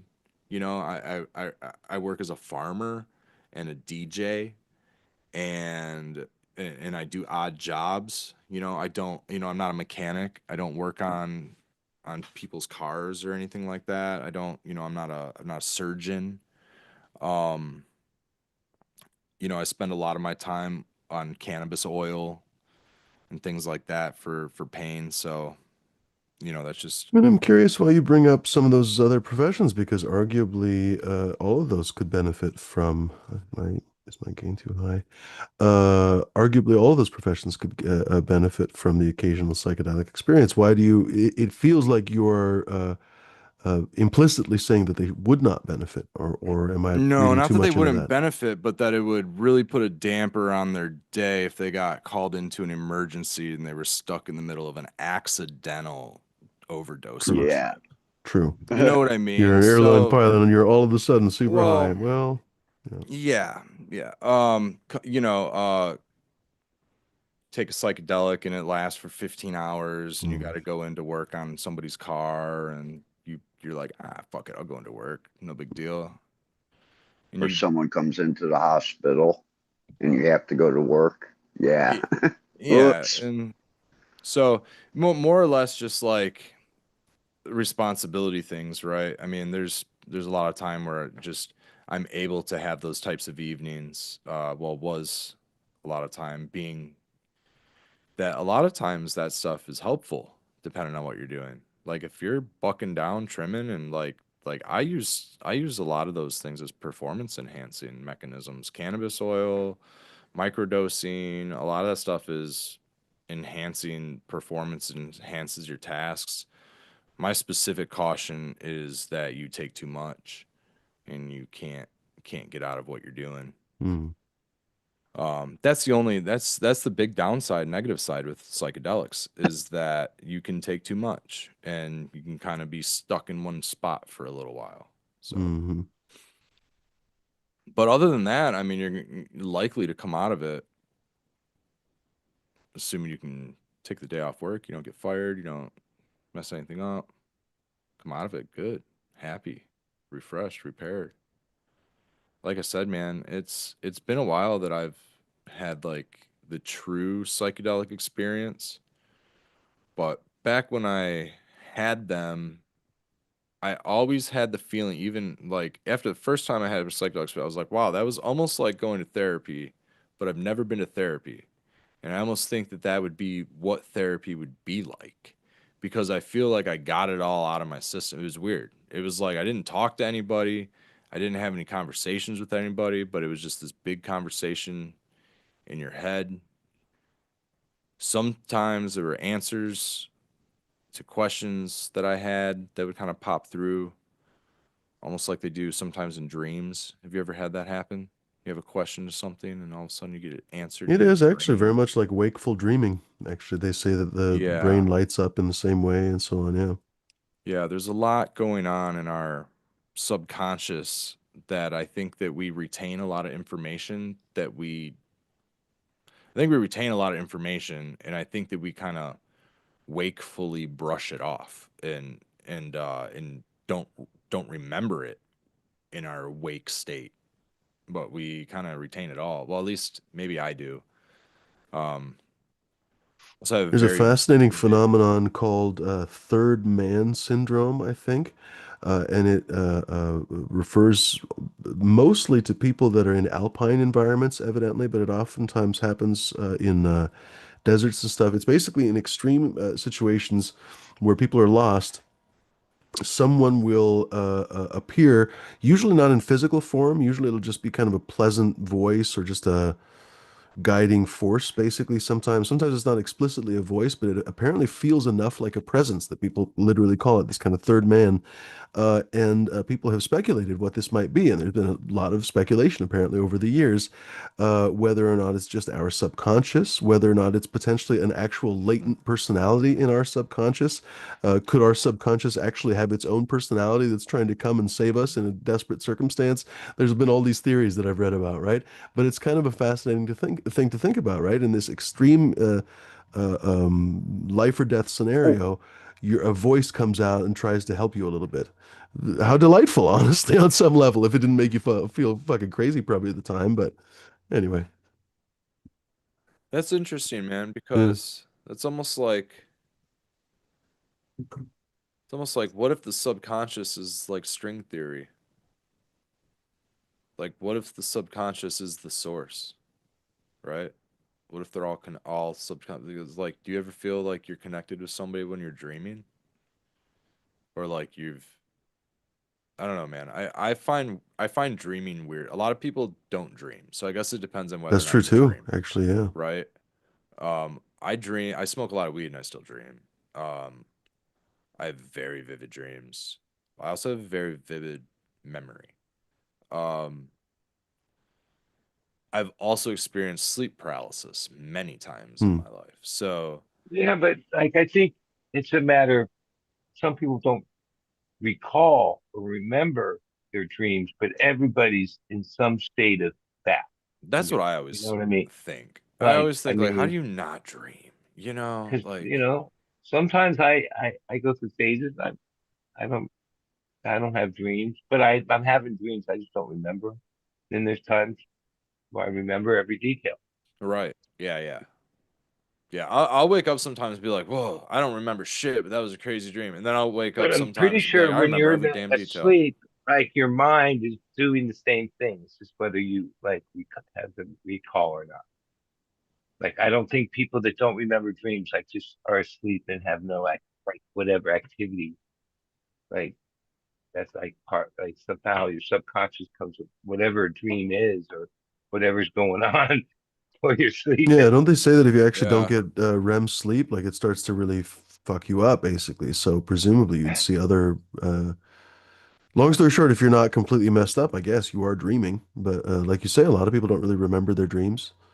Yeah. What Uh, well what always gets me is the studies that they do around cannabis and dreaming. And there's suggestive studies that say that if you're a cannabis consumer, you don't dream. And I'm like, that's not true. That's just not, at least for me, it's not true. But studies, right? There's studies. And then Well, and I've then gone and through I mean, phases the where thing, I've gone like years where I don't remember dreams, and all of a sudden it's back for years.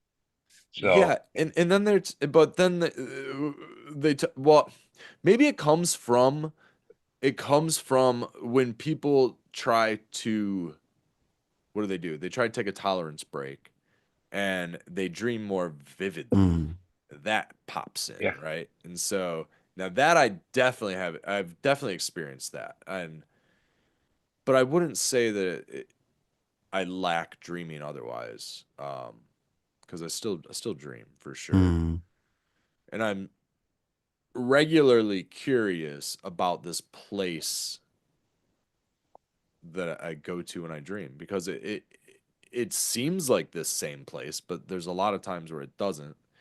And strangely enough, sometimes, like I said, qu questions will get answered. Sometimes I'll a really strange one was when I was somebody I had a buddy who was kind of stealing from me and my roommates, and he was couch surfing on our couch for a little while and in between places to go, and had been kicked out of his spot because he was fucking stealing from his family and all kinds of bullshit. And he wasn't doing too well. He was on a bunch of opioids, and um,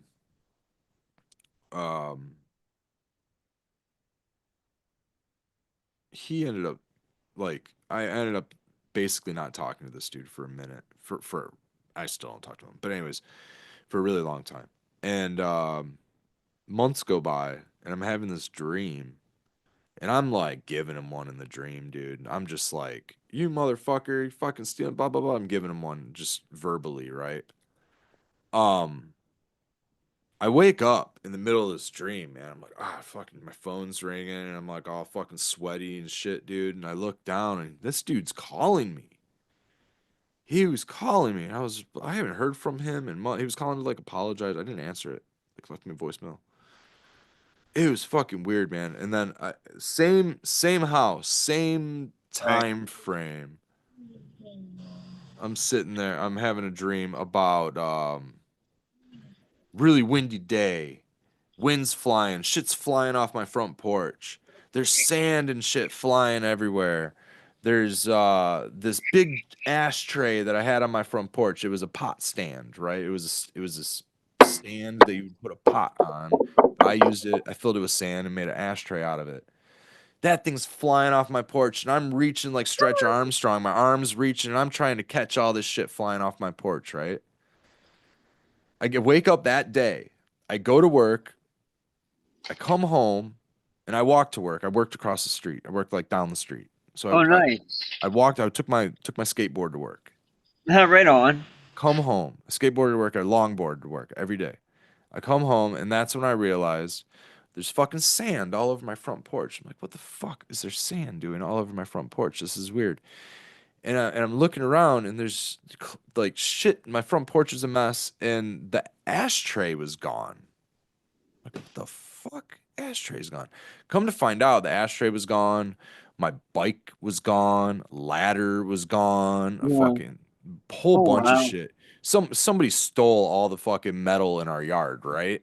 Well, Well, I had a dream the day before of this, I don't know, calamity happening and all that shit flying off my porch and disappearing.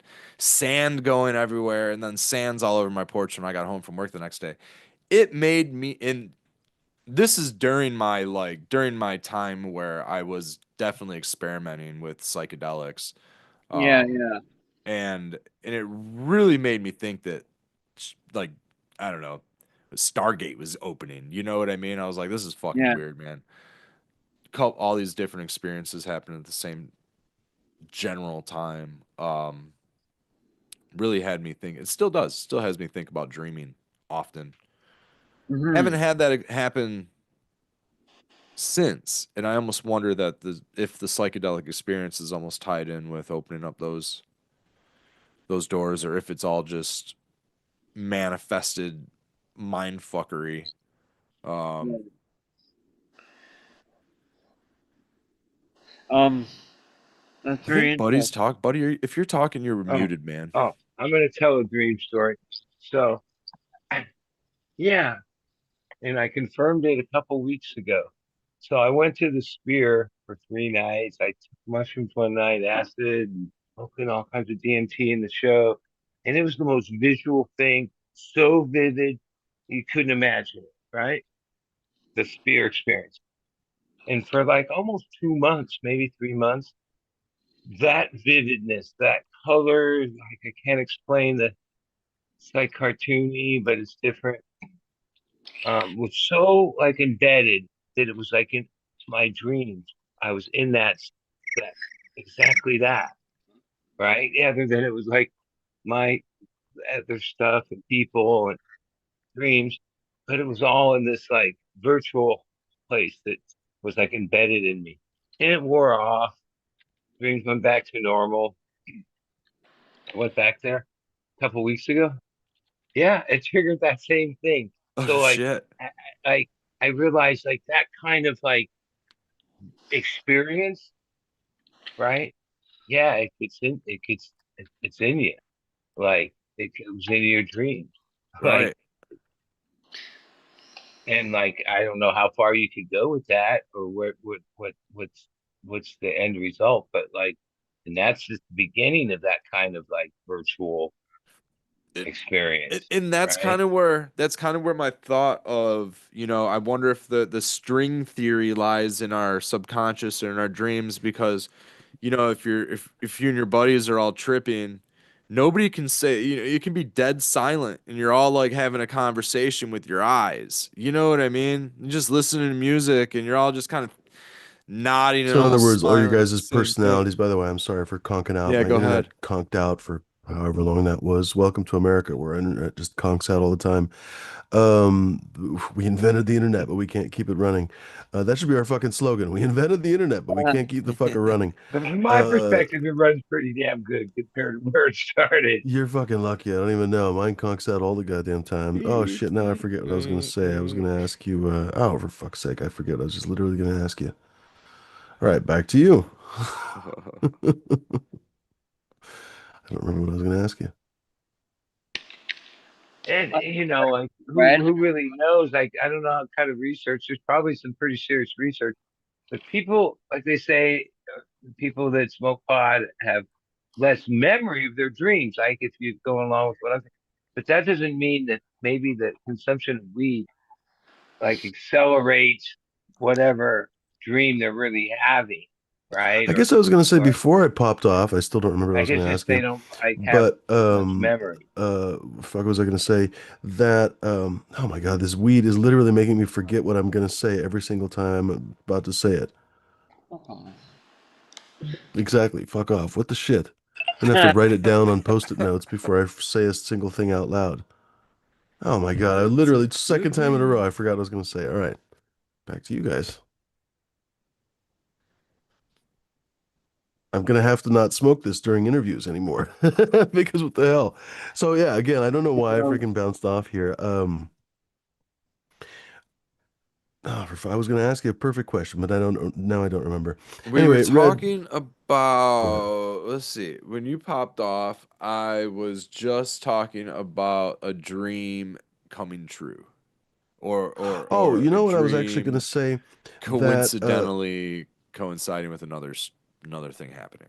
Yeah. two things. You were talking about the string theory, so that's what I was going to say. And then the other thing was that the harm reduction. You've been talking about harm reduction. So we, as cannabis nerds, basically weed nerds, I think we frequently we're like hedgehogs. Every time we hear bad news about cannabis, we're like, the fuck? What? No way. La la la la la. I can't hear you. But of course, if we were rational people, we would realize that, like you've been talking about with a number of different other psychedelic compounds, for example, there are potential negative side effects. There must be.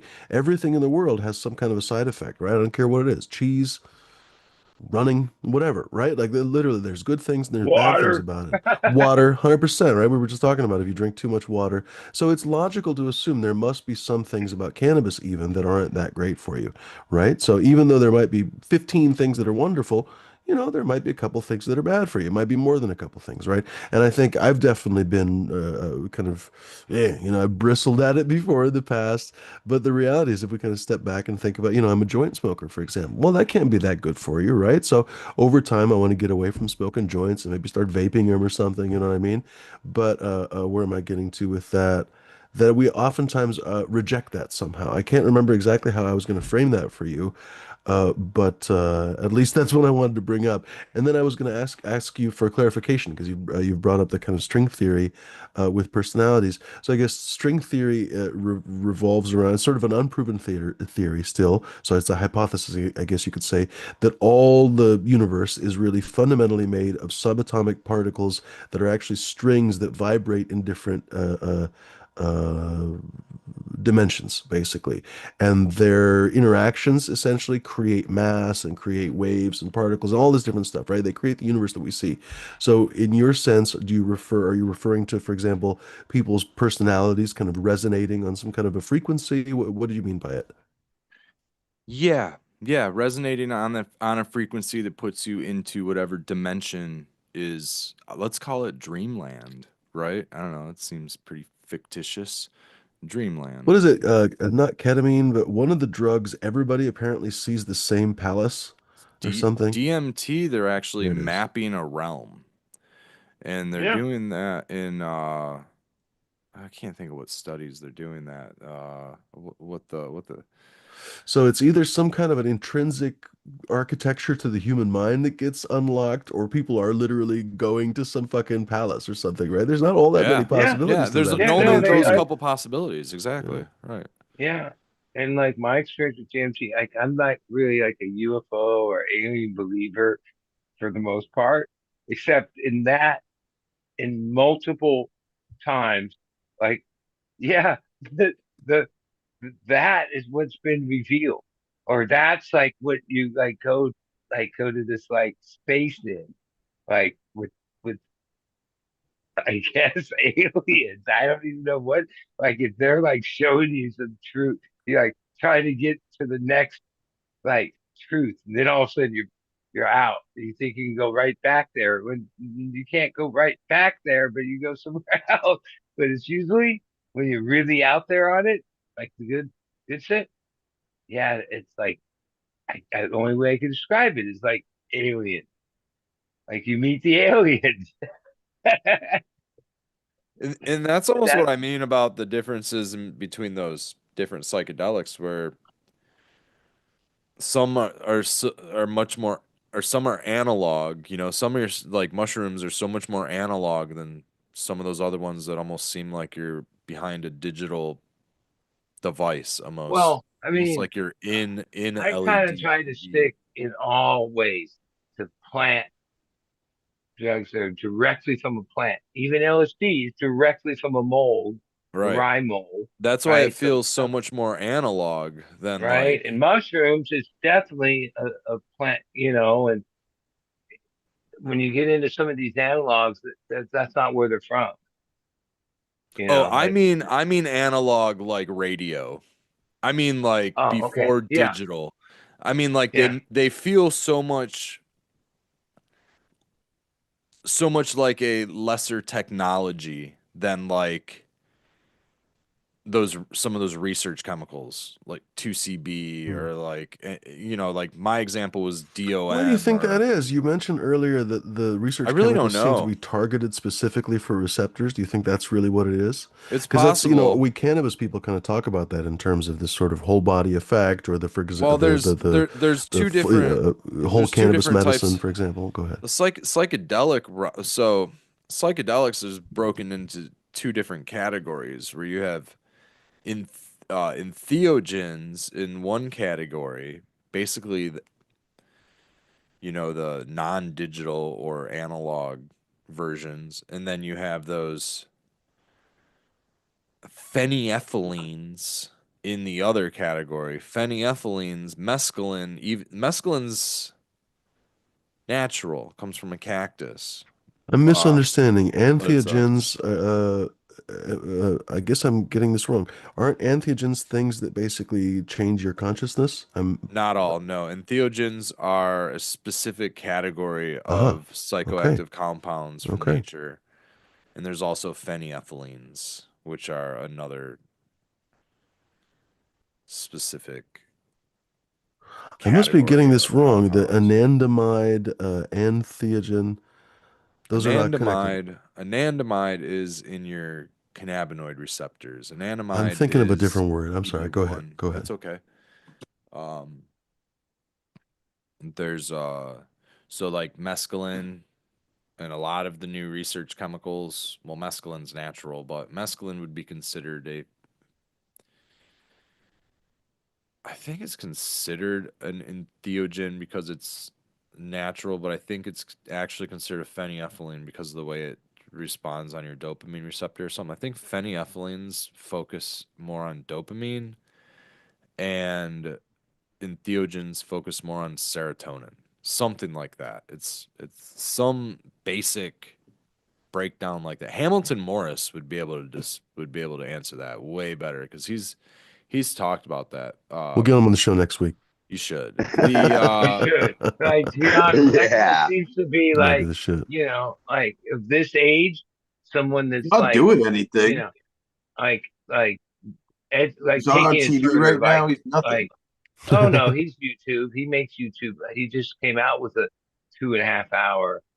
Oh, you have to find him on YouTube. Yeah, they Hmm. kicked Yeah, but him he's off the not like network. corporate But anymore. I don't think he's with Vice well, anymore. I mean, the fact that he even laid down those episodes Yeah. with that information embedded in Big. it right underneath their nose was pretty amazing. Yeah, big time.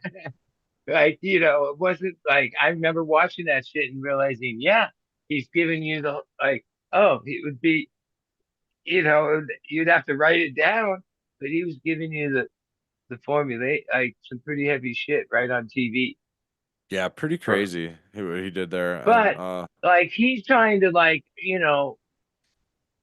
I don't know, take this whole realm of information further. Where there's don't think there's a real research going on, but they're not trying to, they're more, I don't know. But it seems like at this point we've made so much progress and so much stuff, but we're still kind of just oh, not able to like use any of these substances in ways that I think are possible, or substances that are even more beyond that. You know what I mean? I've It's got the more word about it wrong being a for me. drug and it being bad for people, and that's the end of it. For me, it's not entheogen that I'm thinking of. It's tryptamine. Hmm. The difference is tryptamine and phenyethylline. There we go. Because that's where In I was like antigens, entheogens, anything. Yeah. I think now because that's why I now we're was like, good. wait, Yeah. mescaline is an entheogen. So entheogens are natural occurring Hmm. psychedelics, okay? Natural. So yes, LSD is an entheogen. LSD is semi-synthetic, but the ergot would be an entheogen.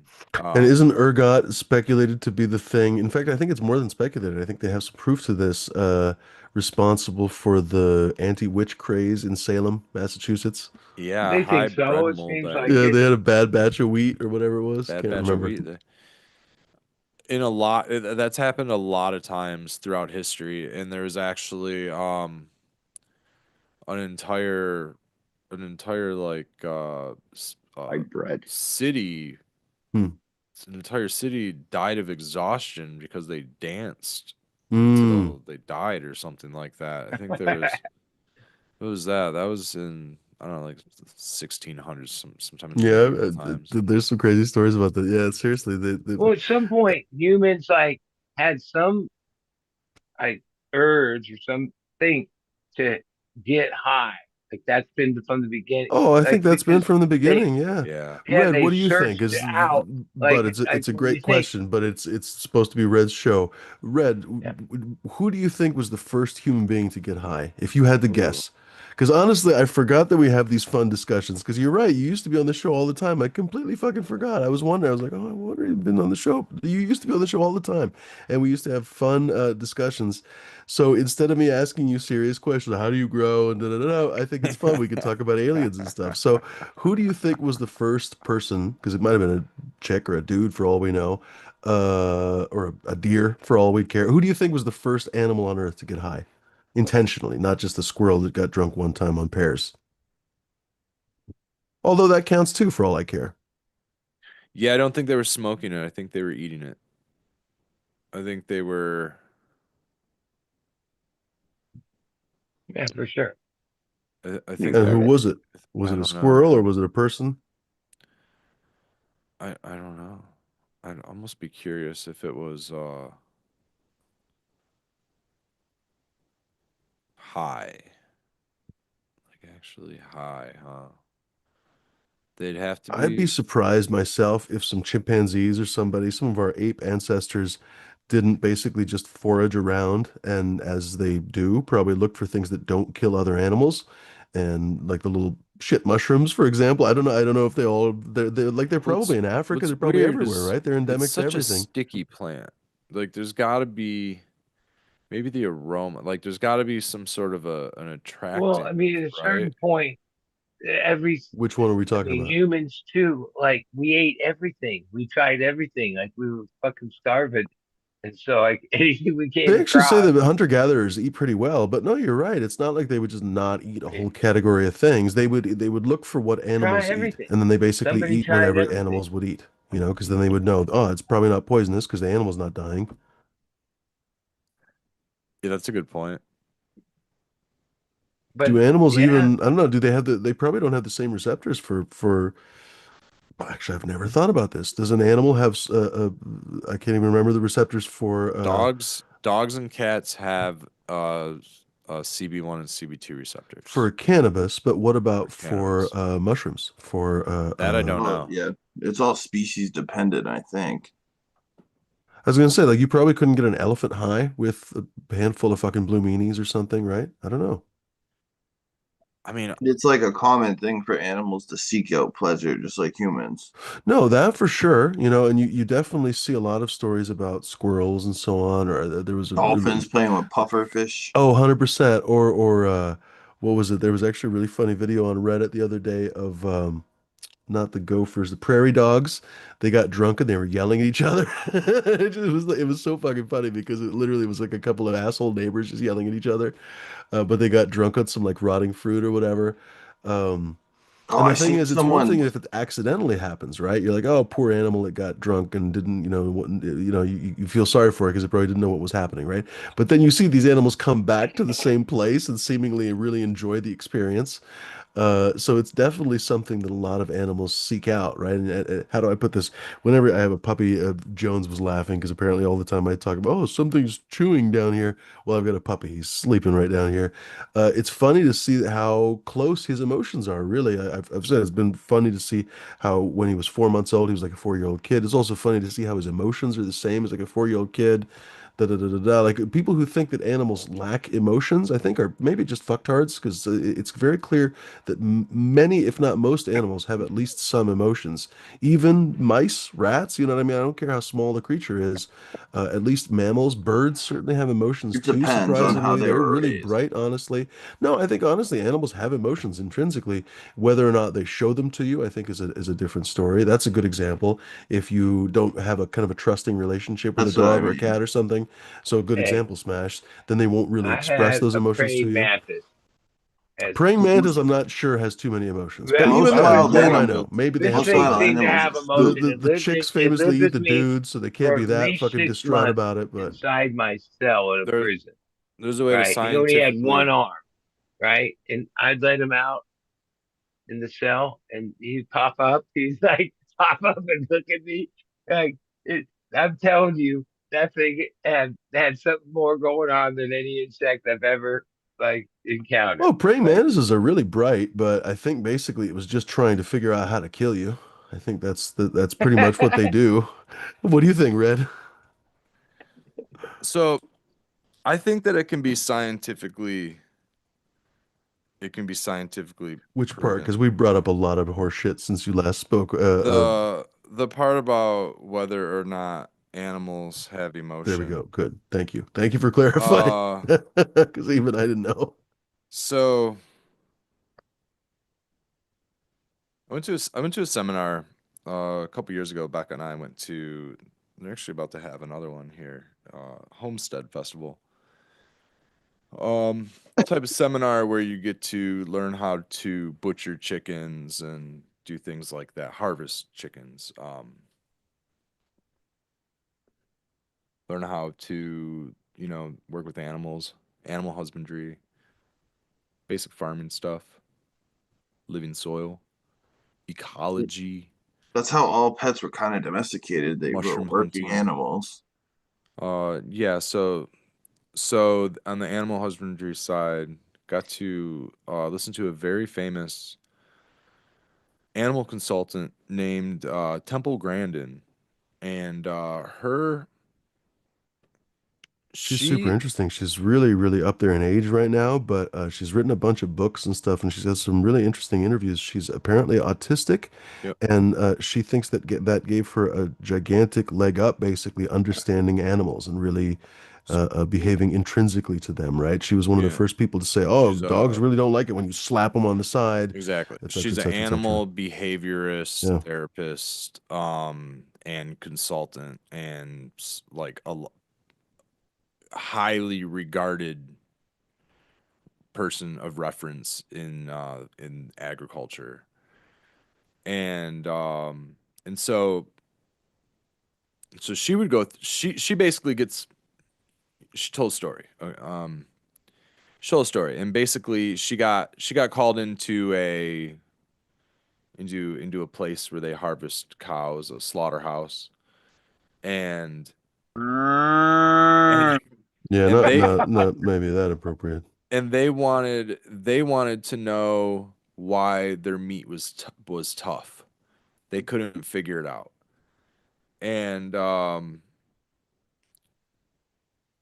and basically what they ended up finding out was that the meat was tough because they had installed LED lights throughout their facility.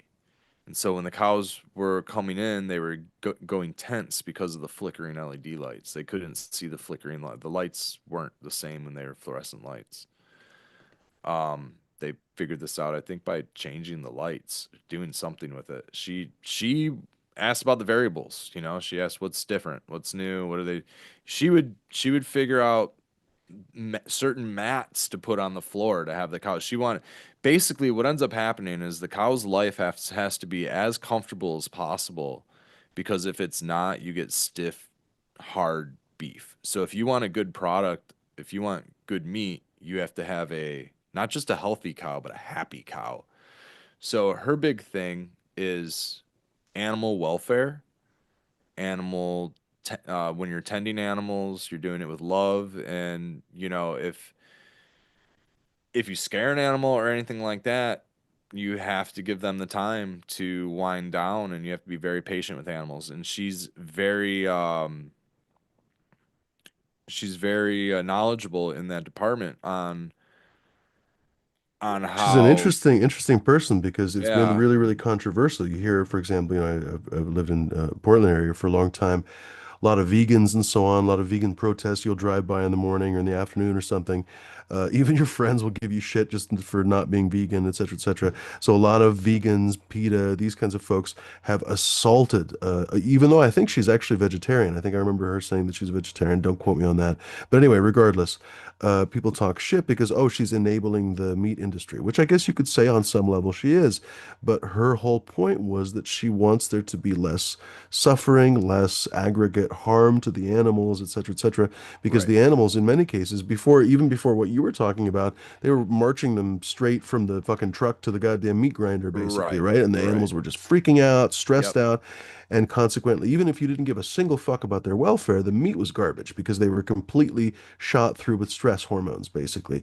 And stress hormones are never good for any kind of tenderness, right? If you were any kind of a chef, you'd know that. So, long story short, even for practical reasons, even just for the dollars and cents reasons, it makes sense to have the animals be more happy and healthy, and et cetera, et cetera. But it also plays out in terms of everything up to and including the PTSD for the workers. As it turns out, there's a huge turnover in the meat packing plants, slaughterhouses, et cetera, because it's a terrible fucking job in the best of sure circumstances. Well, it turns out when you start to minimize the animal suffering, you can also, oddly enough, minimize the human suffering, and you can actually get people to be less traumatized, on and on and on. It's a weird thing to talk about, but it is seemingly a necessary thing to talk about because I don't think there's a lot of vegans on this panel and in the chat right there. I mean, raise your hand if you are one. So long story short, we all have a hand in this industry without knowing it or not. You know what I mean? Like yep people, most of us go to the grocery store to get these fucking products, but they come from an animal. You know what I mean? yep So that animal has to be cared for, one way or another, right? and And in her case, better care for it better, right? and I've gone through many waves of diet and restrictions and in even ecology, and I've gone vegetarian. I've gone vegetarian, I've gone dairy free, I've gone I haven't necessarily gone vegan, but I contemplated it, and for animal welfare reasons and for all of that stuff, and um I have nothing against how anybody wants to wants to eat. I don't care what anybody eats. But I I don't think Doesn't it that bother you that Dee eats baby whales every morning for breakfast? well, if you're eating babies and baby, I don't know. I mean, I guess if you're Eat some eating scrambled, right, you're Dee? eating, all kinds of things, right? Yeah. You're eating endangered chickens or something. I'm not gonna be too happy. So, but anyways, like the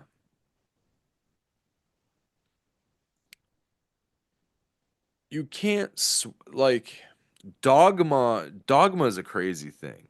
Dogma's a really crazy thing because you might as well just stand in place, don't ever move, don't do anything. Because unless you're farming your own food and you're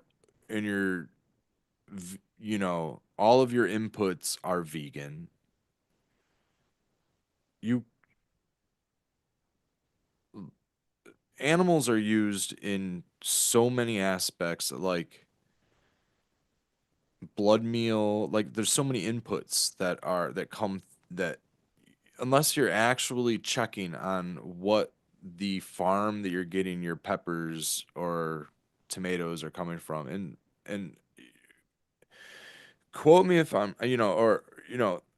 I'm sure that there's a handful of people that, have the knowledge, that are informed, and I'm sure that there's enough people that have the money to do so, and they know every last bit of their supply chain, and it is 100% vegan. I applaud you for that.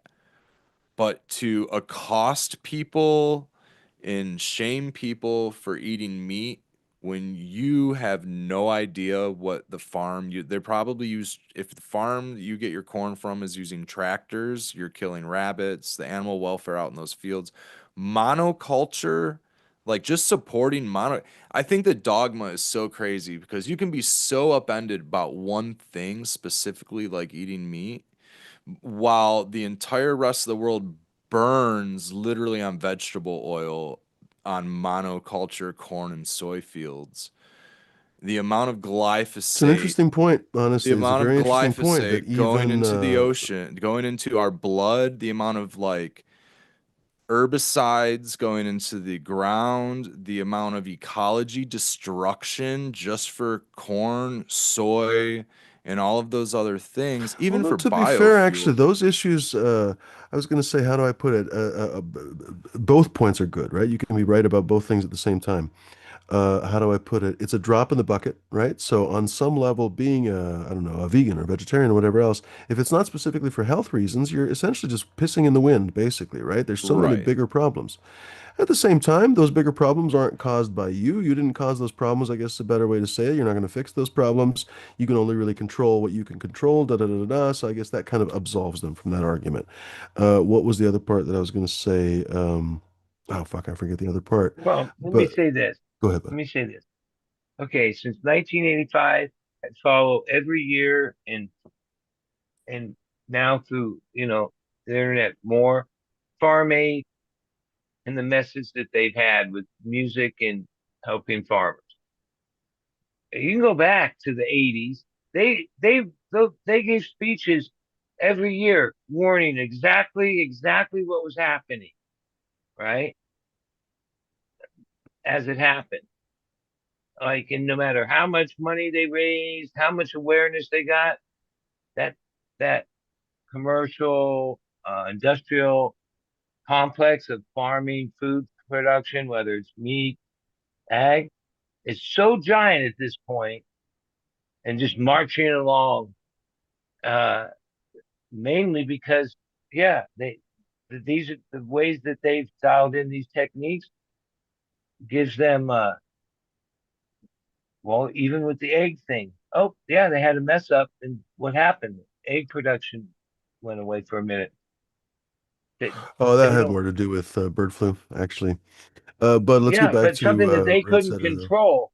But like even what you were saying about this lady, yeah, she's probably working with mid to small type of organizations, but that big No, no, no, no. slaughterhouse and all She's that, world famous. She works literally with everybody. She's large, Apparently, if large ag. anybody works with animals, they've worked with her at this point. Yeah, she's very large She's ag. not a small person at all. well, there's a lot of meat slaughtered every second of every day in this country, and it's done by mass production. And I don't And think they seriously, care but that I'm much not for the kidding. cows. All their practices have changed even over the last 20, 30 years. Now they have the different like blind paths and all kinds of different stuff. But now they have the animals come in with buddies. I don't know. I haven't been in a She slaughterhouse actually in a works long, with long the time, thankfully. USDA. Yeah. She works with the USDA, so she's Well, part that's of good to know. certifying people and stuff like that.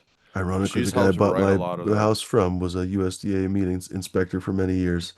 Um, we have these wonderful discussions, Red, and I think I always forget to ask you stuff like this.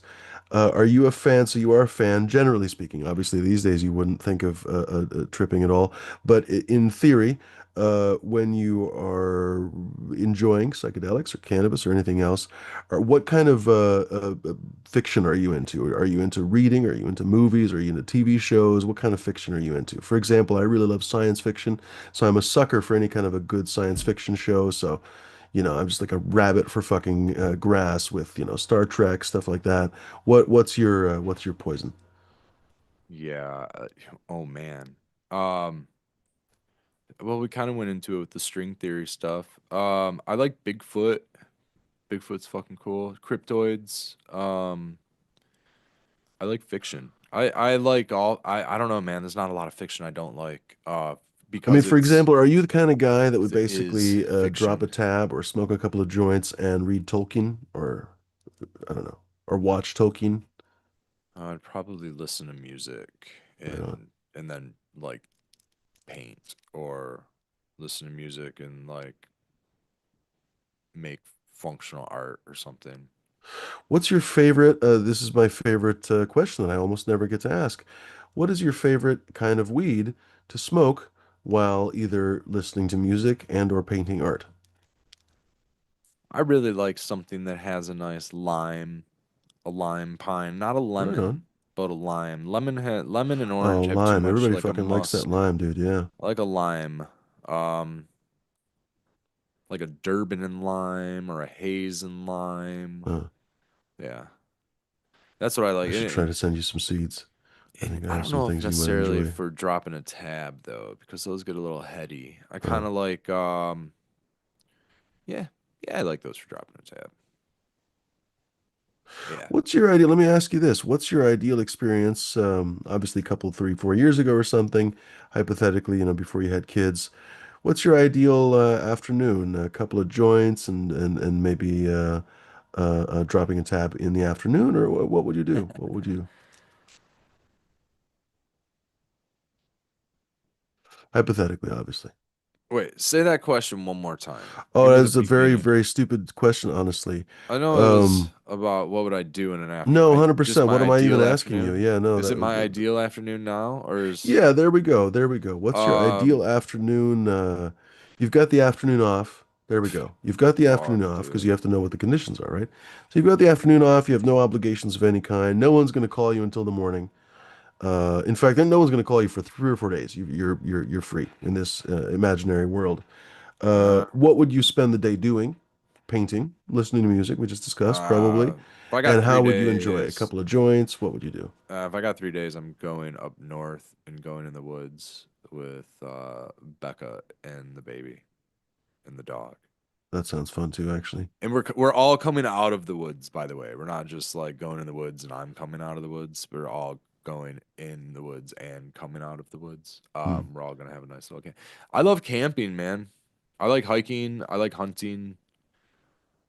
I enjoy beaches. I Hmm. enjoy Michigan beaches because they're filled with sand and rock. I enjoy rock hounding. Hmm.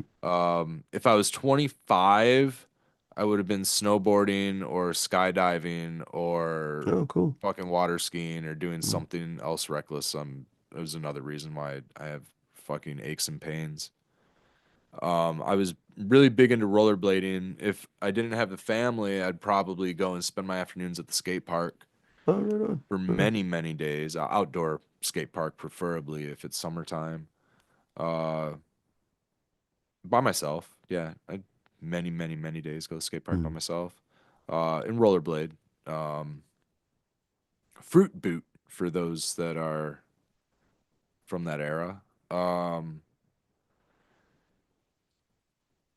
I'm actually going to see a bunch of my friends tomorrow, having a little barbecue. Oh, that's cool. So I Right guess on. that's one thing I'd What are you do. guys gonna barbecue? I don't know. I might bring some homemade salsa or some I've been pico de super gallo or into. I don't get something. a chance to do it very often, which is just annoying. But I just need to do it more often. I did it last week. I grilled a rack of ribs. just oh my God, there's it's the simplest possible way to cook something, honestly. Like you literally just you set up the fucking uh, in my case, I guess there's 50 ways to do it. There's how many ways to skin a cat. And you always ask yourself, why are you skinning the cat? But anyway, for some reason, that cat needs to be skinned. Everyone agrees. I set up my grill. I've got, what is it, a 16 or 18-inch grill? I don't remember. Anyway, and then basically I do indirect essentially. So I put the charcoals up against the wall, basically, really, literally, all the way up against the wall, essentially. And I just light one side of them, and they slowly, literally, I just light a couple of different. I use hardwood lump charcoal, and so I just light a couple of lumps, basically, and then they just gradually over the next 3 or 4 hours, because it takes about 4 hours, just goes all the way around. Anyway, I put 1 or 2 racks of ribs on the other side, and in my case, I normally just dry rub them. I barely have to do fuck all. I just literally go and I just look to make sure the temperature's right. I might move the vent a little bit because, you change the vent a little bit through cooking. But other than that, you essentially set it and forget it. Bud knows what I'm talking about. He's been grilling like crazy lately. Oh, it's just so delicious. And the Yeah, ribs well, the come out, thing I just got is like a fall off the smoker, fucking bone. And it's so smoky and delicious. Oh my gosh. Well, and granted, I put I, some wood chips on there too, but still. yeah, I use that lump, but then I also buy every once in a while like this box of one time it was mesquite wood because it's like a smoker. So if I add like soak a little bit of wood and then throw it in at some point, it I like to smokes put better. hardwood wood chips. Yeah, they sell Yeah, them in everything, apple, cherry, whatever. Uh, excuse me, hickory. and of course the ribs like that way are Pardon me. good, but then Um, like I've been enjoying being able to cook chicken where you smoke it. mm, Takes longer, but it, it also can be used as a grill, but it's a smoker and a grill. mm. A friend of mine gave it to me. I've never had like a smoker thing like this, and This is how you know I've been we're smoking stoned and things a we got little the bit. munchies because here we're talking about food. We should be asking Red Setter Farm what he thinks. Red, I don't even know why I asked you this He question brought about the up grill, and then barbecuing no, I this know I did. weekend. It's my fault. It's Wait, this week. 100% my fault. I'm smoking this joint. I fucking wanted to eat some ribs. Red, I don't know why I was asking you that question. Was that at all relevant to your life? Hmm. Probably not. No, I Have you got a Well, question. well, go ahead, bud. I assume that maybe because now you have a family, it changed, but isn't Billy Strings playing a couple nights your way next week, yeah, this dude. week? Yeah, we're not gonna make it out to that show. Billy String's gonna be at Van Andel in Grand Rapids, Van Yeah. Andel Yeah. Arena. It's an ice arena in Grand Rapids. We I saw got him a Yeah. up free ticket there. for you, bud. Thanks, Fuck Yeah. man. yeah. If you fly out, I I can just get saw, you in the show. I Fuck can't yeah. get out there. Free fucking I ticket. Jesus Christ. Yeah, we wanted to tempting, take but her to Billy Strings for her. So Billy Strings is actually her first concert. Actually, I take that back, man. All right, if we're talking baby in the belly can hear mom and dad, so baby can hear the music. Therefore, her first concert was Hayrider, which was a Grateful Dead cover band at Gems and Genetics last summer. And they kicked off with Let It Rock by Jerry Garcia Band. So that was a fucking phenomenal first little show for her. And then in October, we actually went and saw 2 nights at Billy Strings, October 3rd and 4th at Pine Knob here in Michigan. And so she would have been, I don't know, 6 months in the belly then, and much more of like, kicking the feet and stuff, and definitely able to hear. And Billy Strings played Gild the Lily for the first time live at that show, yeah, and that I just so know. happens to be like the song that she stops crying to. So it's officially her favorite song. It's fucking awesome. And I was like, hey, you remember the show. She fucking cries, you play Gilda Lily, and she shuts up. It's fucking awesome. I stream every show, and like one thing Michigan is home to him, Oh, you and he gotta watch the brings it Michigan shows. extra hard. Brings it so hard, Whatever dude. show in Michigan, whether it's Pine or uh, this other joint, he brings like that. Michigan's home to him, even though he lives in Nashville. He grew up in Michigan, and that's a lot of his songs are written about Michigan. He'll do he'll do he'll he's only doing one night this time, but a lot of times he'll do two nights. A couple years ago, he did two nights in two different theaters, one in Kalamazoo and the other one in Saginaw, which is like 2, 3 hours apart, a couple hundred miles apart. And then this time he's only doing one. But man, he the dude wails. I'm sure you guys have heard Buddy talk about Billy Strings, but if you haven't heard of Billy Strings, if you don't like his style of music from listening to him on Spotify or on YouTube, go check him out live because nothing compares to It's a his hoedown. It's his just nothing studio but fun. tracks. His studio tracks will never compare to his live show, even though his studio tracks are awesome. Um, it's a very wild genre of music. It's an amazing, eclectic group of musicians. And it's not just like Billy Strings is great. He's the headline, he's the name of the band and everything, and he's a really great guitarist. He's a phenomenal guitarist. But the entire band, the fiddle player, the Alex, bassist, the yeah, dude, like Royal, yeah, and the other banjo Jared on player, mandolin. They're all like top and of the then game Billy musicians. Like Banjo, the period. other banjo players, Billy, they're all A1, absolute It, amazing because they're at that musicians. level, they feed off each other. They're like, they're just that good that they just do it. It's just And Americana. I mean, they're just representing like really the music that our country was built on. he's doing it with performance, man. What I love about it is he's taking what a couple of he's taken the playbook from the Grateful Dead, which in like Fish, where he's not playing the same song twice, or the same at least the same set twice. He might play the same You know. song, Well, I but mean, he gave an interview where he says it's sometimes it takes him 2, 3 hours every day. This whole process of like he said, if you come to dinner at my house every night, I'm not going to serve you pizza every night. You get tired of it. right. And like he really thinks about, like uh, he said, what's happening in the world, this, that, the other, uh, what's been played next to each other, like, and so he puts effort into that, and it's obvious. Like, the set lists have their own thing, and he just keeps growing, like musically, like And it's not and like, he'll add like his New Year's shows are special performance. His oh dude, I just thought of three separate things, man. I gotta go back to back well, to he back. does. I think it's like not Halloween, So, some other yeah, holiday, which is Halloween. mid Dude, Yeah. Halloween is Halloween, and they're phenomenal. like themed. They're like themed. One was themed from uh what's that fantasy? He did a Lord of the Yeah, Rings Lord of the away Rings. from the Shire, he called it. I mean, Yeah, fucking we classic. like he has like Yep. a whole production somehow. All these other characters He dressed even up, played and they even played the Led Zeppelin song that was about the Lord of the I Rings. know you can't go This wrong with world, I where think it's he's this at. world is not our is it this world is not our own or something like that. This place is Yeah, not I mean, something like that. I could see Uh that the bluegrass could be not really your flavor at first, but then yeah, there's more to it than that. well, Plus, he'll just the cover skill Black of the Sabbath. He'll like yeah, cover just Black this. Sabbath in like in Doc.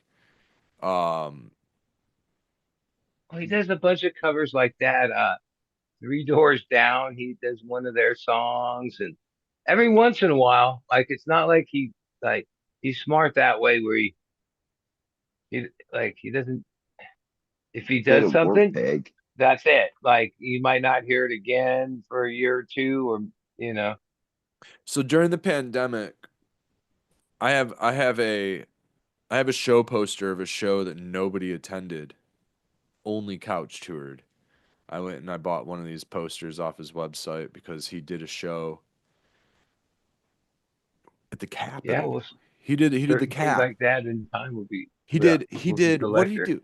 He did like 5 nights at the Capitol Theater or something like that. And he did this whole thing. He was like doing a play on the Grateful Dead's run on at the Capitol Theater. Maybe he did I can't remember, dude, but he had a run essentially at the Capitol Theater.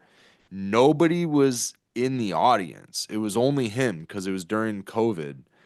And they played, they videotaped it, and they released it live on, I don't know, Jambase or fucking what's the other one? Um Nugs, nugs. Nugs. It might have been on Nugs.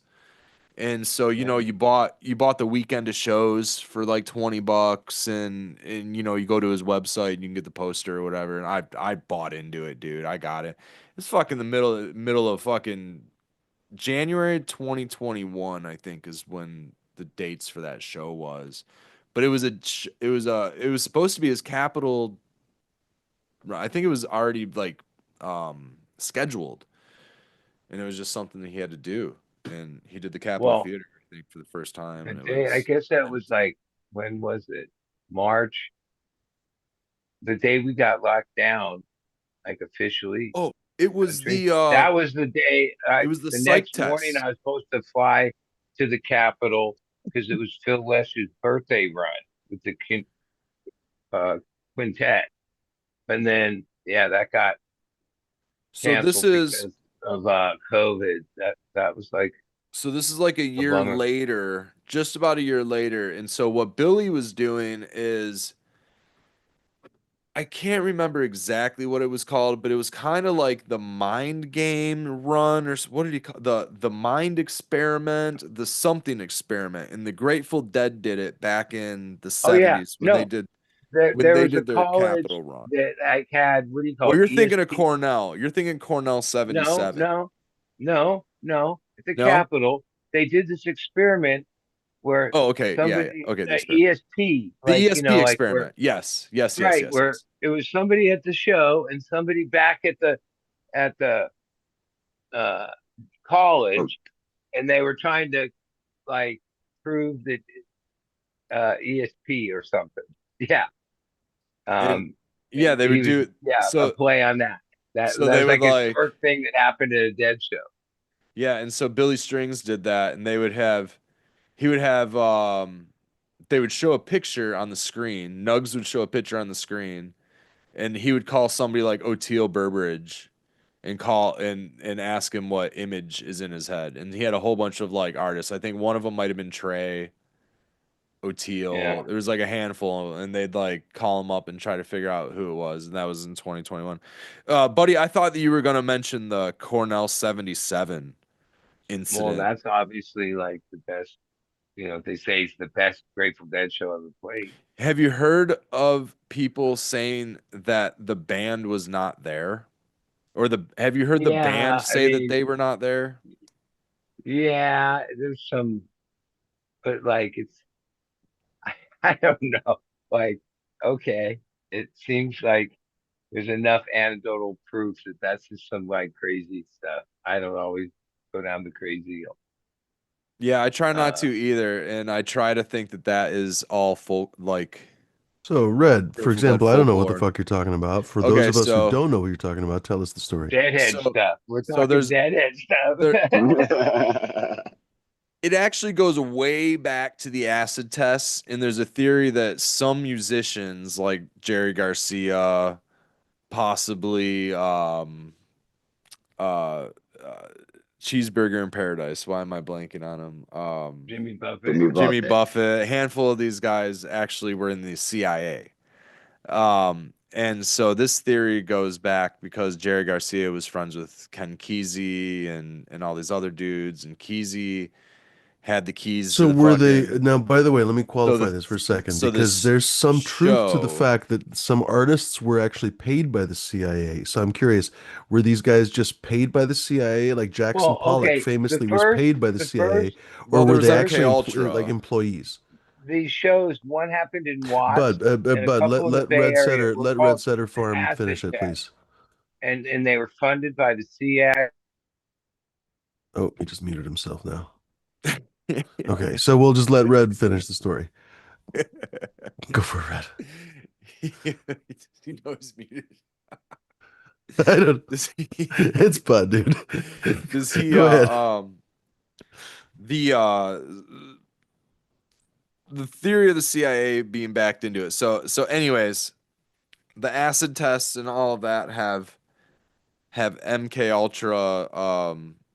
Ultra conspiracy theory behind it. But fast forward, I don't know, 15 years to Cornell University 1977 show where it's supposed to be the best show that the band ever played, according to the fans that were there. And according to the fans that were there, they saw the band was there, the band played the music, but according to the band wasn't there or something like Where that. does the band say they were? Were they across the country Well, or what? I don't know, but Because I mean, if the tour dates don't align or something, you'd be I like, okay, that were they I literally across the well country or where were they? that's where the whole thing kind of falls into place because it was like later the band said they were there, but like during this like window of time, there was a whole bunch of people that said they were there. The band said they weren't, So but what is a mass psychosis or what is it? well, I it mean, was they believe it to have been a thought experiment and it like a show to be played and like I don't know. Some say there's like a either a fake band and Buddy's still talking. Buddy, are you you can't hear Bud you. has muted himself Why this whole why time. that Yeah. show becomes like such a historic show is even way back in the 80s when soundboard tapes were not out. Like there was no internet and they were held very close. This is a tape made by Betty Cantor. They're called Betty boards, right? And it was a reel to reel in 78 that was crystal clear, like some of the best recording. That tape was traded all the way back to the earliest 80s. Cornell, this great show and killer quality tape. Now, every show of that tour, the night before, the night after, which like it's that was just the tour they were on. Like there's photo evidence. They played that show. There's a recording of them playing that show. Uh, and there's the people that were there. There's ticket stubs and you know Well, that's what I mean. Like the theory is that the show happened and the music happened, but the But that actual they were band actually wasn't there. actors dressed up as Is the something Grateful like yeah Dead. that. Yeah, yeah. And that it was yeah. just a big Uh, thought I mean, in experiment fairness, or the Grateful Dead musicians themselves were not really all Mozart, right? So I guess they could have been replaced by actors, but I no, don't know. no, no. You could. No one else could do what they do. No. Red, do you ascribe to this theory that they were fake deadists, no, or I how do mean you? I would trust Bud over anything. He's the closest to the family Yeah. that that You know, you know, I wasn't there's around all during that okay. time. He was. You know, it goes all the way back to this album that is called Mars Hotel. That has this like weird writing that you can't make out. But if you turn around and look at it in the mirror, right, it says ugly rumors, right? There's always been like whatever you want to say. Yeah, the most cockamamie story you've ever heard around Grateful Dead shows, Grateful Dead everything, because that's just part of the whole deadhead craziness. I mean, you know, and the internet has only accelerated that like big time. So there's a lot of cockamamie, whatever story. Yeah, all those stories that the fans make up. Sounds good. So, Red, you said earlier that you're a big believer in Sasquatch. Does that mean that you're a believer as well in he's literally just escaped my fucking head. The guy here in the Northwest, Bigfoot. Are you a believer in Bigfoot? I'm a believer in Bigfoot. I don't know about Sasquatch. I No, I don't believe we remember have the big. I difference. believe we have Bigfoot here in Michigan, and Oh, Sasquatch. really? He's supposed to be a Northwest guy. You want to say that you guys stole our Bigfoot, or I thought Sasquatch was Northwest. no? I think the other way around. Is it? All right, now I'm We've got apparently big not feet very. here, I'm that's not for a big I sure. expert think they're on the same. Sasquatches. They're the same. It's the same thing ultimately, right? I think it's the same. I think it's the same Like thing. Sasquatch was more of like I think came from the Indian names, Sasquatch and then may be, Bigfoot's our name. yeah, that's probably what it is. I don't know. By this point, do you not think we would like have solid proof? Oh yeah, Oh, Bigfoot, aka Sasquatch. I'm a skeptic, so I'm a skeptic I all the said I'd way. like to hunt, and Yeah, I have to be honest. I'm not I've seen some a weird shit in believer the in the old woods. Bigfoot. I've been in the middle of the woods and I've seen some weird shit. I've heard some weird shit. I've seen some weird shit. I've seen some weird shit. Yep. I've seen some shit that made me get the fuck out of the woods really fast. Oh yeah, Like a very big humanoid dark blob orb smacking trees scariest thing down. I've ever seen in the woods was other people, to be perfectly honest, and they were pretty scary. Although I have seen bears. I I would know say there's a that both are not worth getting the fuck out of town I for. know there's not a lot of intelligent people, but I was hunting in a very densely populated area. There's a lot of orange in these woods. And if you were wearing a ghillie suit charging through the woods the way that I saw you, that's just the dumbest thing I could ever think of. Um, Generally people wear orange when they're hunting in the woods, but a Don't ghillie forget, suit there's a during lot a of really firearm stupid season. people. That's what I mean. I know, but I sure did see something weird, man. It made me get the And fuck they out of the say woods. like when you hear hoof steps, think of horses. You know, it's not zebras. When you hear hoof steps, think of horses, not zebras. That's the expression. I actually did see a couple horses on a horse trail while I was Hmm. hunting. I'm hunting, and then all of a sudden I saw horses. I had no idea there was a horse trail there, and all of a But sudden I now, see if the horses were carrying guns, then you're fucked. two people riding horses, and they were like decorated. They were all decorated, like the horses were all decorated, and they were all decorated. And mind you, Oh, they're doing like dressage. I'm in like the middle of northern Michigan forest in November. It's rich people shit.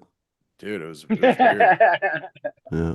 Fucking middle of the forest, and there's two people Bud just knows people like that. That's why he laughed. Like that's riding their definitely rich people fancy shit. fucking horses. I'm like, Yeah. what the fuck is this? Yeah. Um, but yeah, I I I saw a upright, um, I don't know. I mean, the way it was walking through the woods, man, it's hard to call it a person. It was like, Could you call it a fucktard? you can't see what I'm doing. I'm over here trying to do it, but it was like kind of just kind of like what you would envision the Bigfoot walk to be, with the arms Hmm. swinging and the legs and like just knocking down little But why scrubby do you trees. assume that the Bigfoot walk is so ungainly? What if he's like just totally the most ballet motherfucker in the world? Like if he's swinging from trees and stuff, I dude just might be think if like you're in a the middle of the total woods ballerina. hunting, if you're in the middle of the woods hunting, you got all your gear, your guns, and I mean, the dude was just both arms swinging. No guns, no rifle, no orange, no. There was more hunters. I'm walking through the woods. I see a hunter in a tree. I wave at him, and I turn around and I start walking the other way that I came.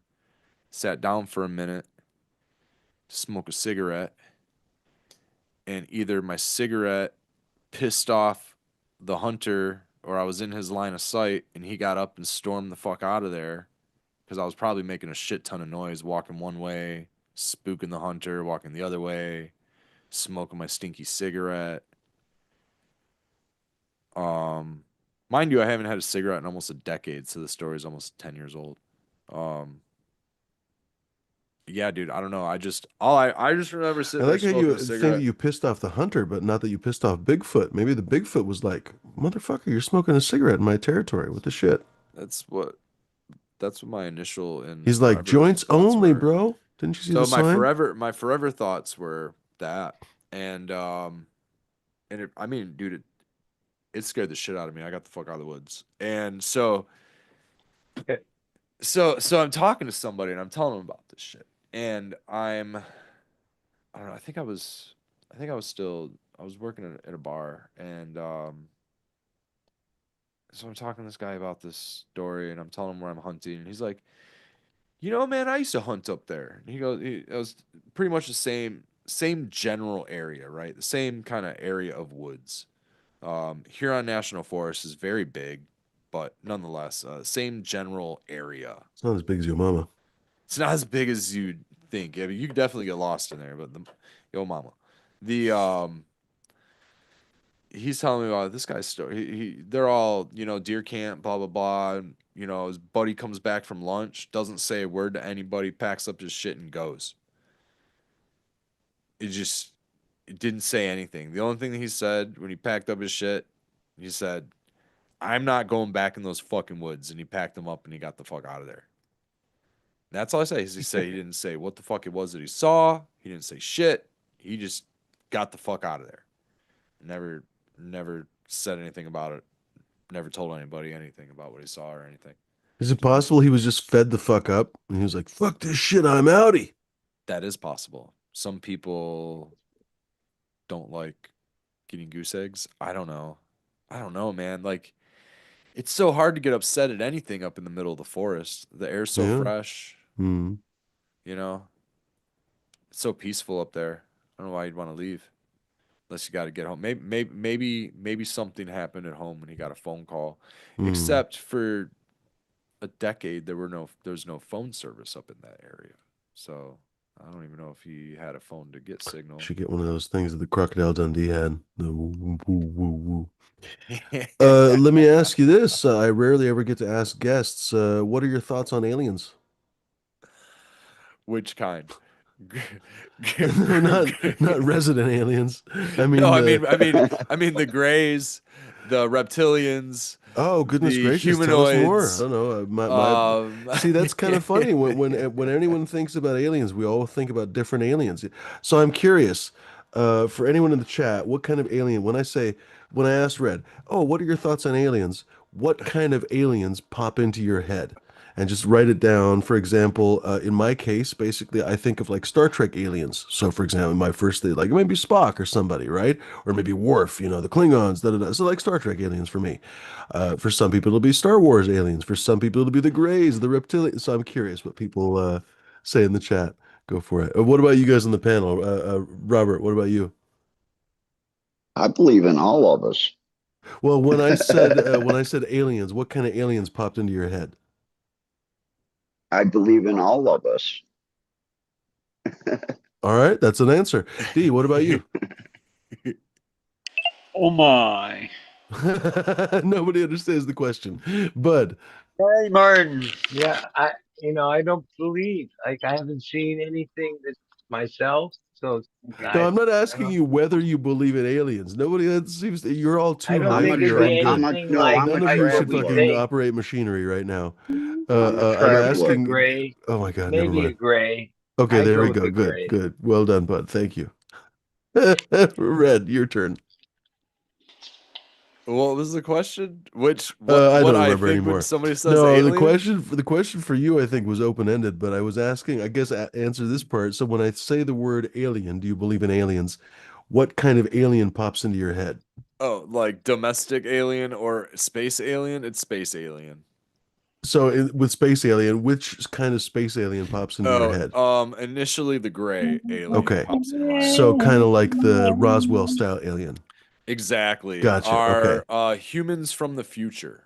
Gotcha. Oh, are they? Okay. Is that Chameleon. what they're supposed to be? All right. Yeah, yeah. We dumb ourselves down enough, the AI takes over. We no longer need to hear or Oh, I speak. haven't heard that theory. Okay. Right on. So we just and we also we control string theory and we can just travel time at will and pop back here to see what's going on in the craziest of It has times. something to do with that Boy Scouts not book. I'm sure of it with fucking string theory.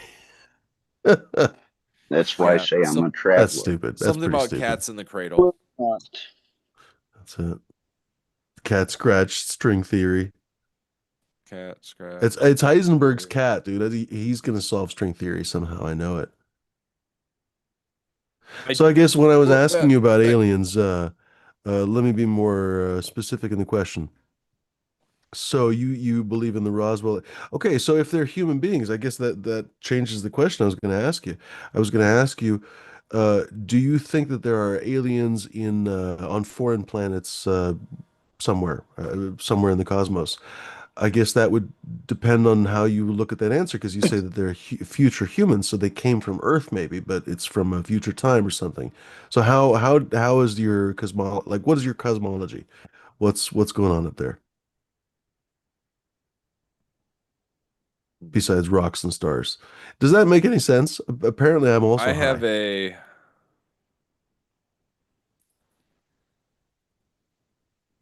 well, I would like to say that I have a understanding of the academic version of what's going on out there. Um, but I'd like to say that my version of what's going on out there is that life on different planets may resemble humans, humanoids, and it may also resemble life in the form of just vibration or just strictly consciousness.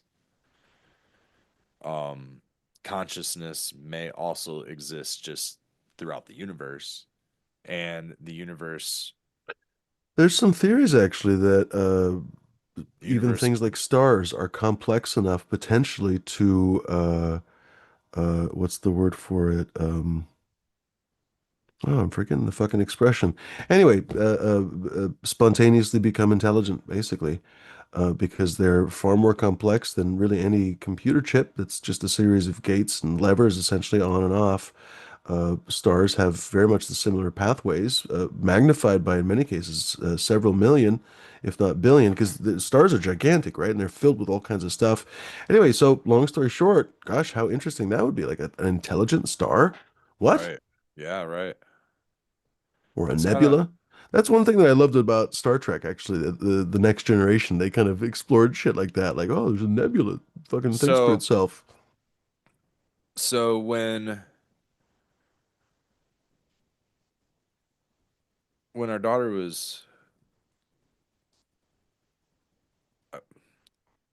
I don't know another way to put conceived, but when like not the physical action of conception, but like when I guess the embryo sparks with life, that point where the two sets of DNA meet and that flicker of consciousness or that flicker of light happens, whatever happens.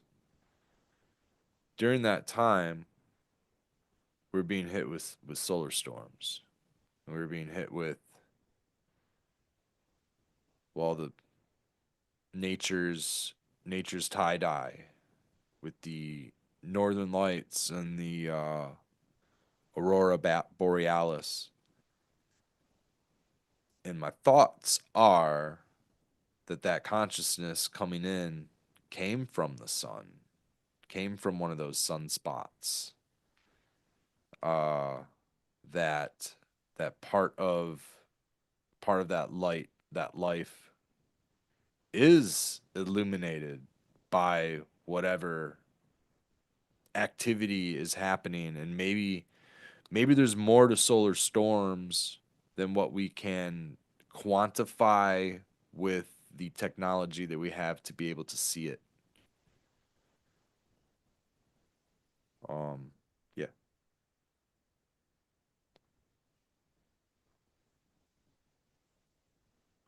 Whoa, D, that's been a picture of you all along.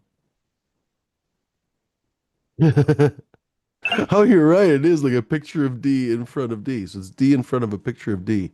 So wait, when D's just sitting there with the thing on, that's just his screensaver I photo? guess so. Holy shit, I always thought it was just D just chilling, dude. Not moving for just hours on end. I'm a figment. I am AI. A figment of your imagination. That's awesome.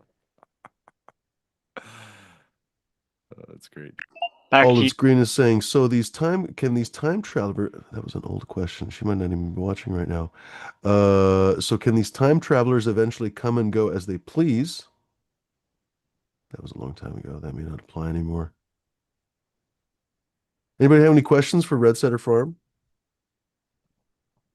He's came Yeah, for if not, I'm interesting probably ideas. gonna boogie. I'm pushing No, it's been a great chat, dude. It's been delightful. 21 hours. I woke up at 4:30 this morning, so Oh, right on. Yeah, yesterday, I guess that was you're yesterday. excused. Absolutely. Yeah. No, it's been a great chat. Honestly, Red, it's been a pleasure. It was a great chat, man. I'm glad that D said something in that chat because with the type of day that we had today, I totally forgot about jumping on. Right on. And I realized too that I forgot to. I usually like just So, check in with people. Hey, we good for today or good we good for tomorrow? And I forgot with you, so I was But like, oh yeah, I shit. wouldn't even have seen it until I checked D's thing. Right We had on. a farmer's market today, and it was like our first Saturday farmer's market. Oh We were yeah. bumping, and it's like you got to be set up by 7 a.m. So Well, you've been a pull up and champ ready to sticking around. go. Holy cow! I'm sorry for keeping Oh, you so late, dude. oh no, Thanks dude, very much it's for chatting, man. want It's to hang been out with you super fun. guys. I'll probably sit and chat for a minute, and Right on. I can't burn one in the house, so I got to go to the garage and burn one. I might even go to the greenhouse and burn one. It's still kind of nice out. Right on. Go hang out there for a minute and Oh, say what's up to you guys in chat, and maybe if you guys are still talking about, I see Anunnaki in there and all of our past relatives, I suppose. Anunnaki, interesting story that one. 12th planet's pretty interesting. Interesting rendition of the clay tablets. There's uh there's a man named Zachariah I don't remember Stitchin. that one too well. That's The the 12th Mormon the tablets, or 12th what is that planet. one exactly? Mesopotamian Oh, gotcha. tablets. They were where was that? Mesopotamia? It was Iraq. Turkey, yeah, Turkey or something like that. They found these tablets, and they talked about Enki and all these like planetary. It's basically a creation story, a planetary creation story. It talks about it's been like what would you say, deciphered or coded. I don't know. Figured out somebody basically Decoded. encoded or something where they made it out to be um, a story about beings coming here to save their planet by coming here to mine gold and basically atomize the gold and put it in the atmosphere to protect the planet from I think cold or heat or something. So there's another planet that circles our sun, but it's in the vast depths of you can't see it so far Oh, by away. the way, they actually just did find another planet And they found another just one the other day. recently, Yeah. and some claims say It's that been this maybe has been this is speculated for no, this is actually real. This is not like nonsense. Excuse me. It well, was they're speculated for a speculating long time, it's but Nibiru they finally specifically, nailed down the orbit. and it would be very interesting if they were able to ever find intelligent life on that, and possibly, Oh, out there that far? I really yeah, doubt it. yeah, Holy shit, that cold. it'd be interesting to see if they could. The It's such a weird human thought, though. Like, I don't know, it's very illogical. Like, okay, these alien species came to our planet to mine something that we find valuable, but actually, as it turns out, you could literally mine anywhere else in our solar system and not even bother the locals. You could pick up asteroids that are filled completely with gold. Like there's apparently asteroids that they found with iron and aluminum and all this different. I don't know about aluminum, but you know what I mean. Like all this different shit. Well, probably bauxite and whatever. But like you can find asteroids super easily that have fucking zinc in them and silver and da da da da da. But on Earth, oh, you got to come to Earth and mine our gold. It's a very human thing. It's like if I don't even know if red clam shells were fucking valuable to us. We'd be like, oh, the aliens came here to take our red clam shells. You know what I mean? Like it's just yeah. so meaningless. I don't know. Do you see where I'm coming from? Oh yeah. See, my thought behind it is all of this snooping around that we're doing on Mars is they're gonna like end up finding that Statue of Liberty like on the Planet of the Apes.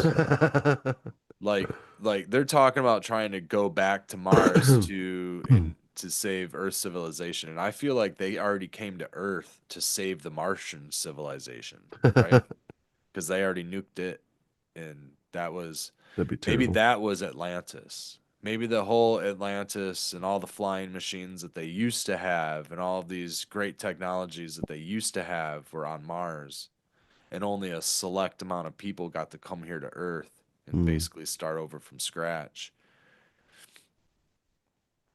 And Wait, then isn't they that John came here. Carter, or is it the opposite? No, I I think don't it's the know, man. opposite. I've John never Carter on seen. Mars. He goes to Mars. Yeah, it's always going to Mars. There's not a science fiction of Martians Mars coming attacks. here, but not to Ack, not to ack, ack, start ack. not to start humanity, right? Not as the Adam and Eve story.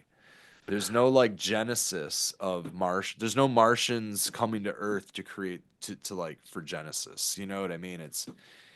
It's always an invasion of Martians that coexist while There is this. actually some, believe it or not, there is some, I don't know about movies, but there's definitely some fiction about this, and there are some plausible theories. I can't think of any words anymore. I guess I'm getting stupid. Uh, Cosmic genesis of life.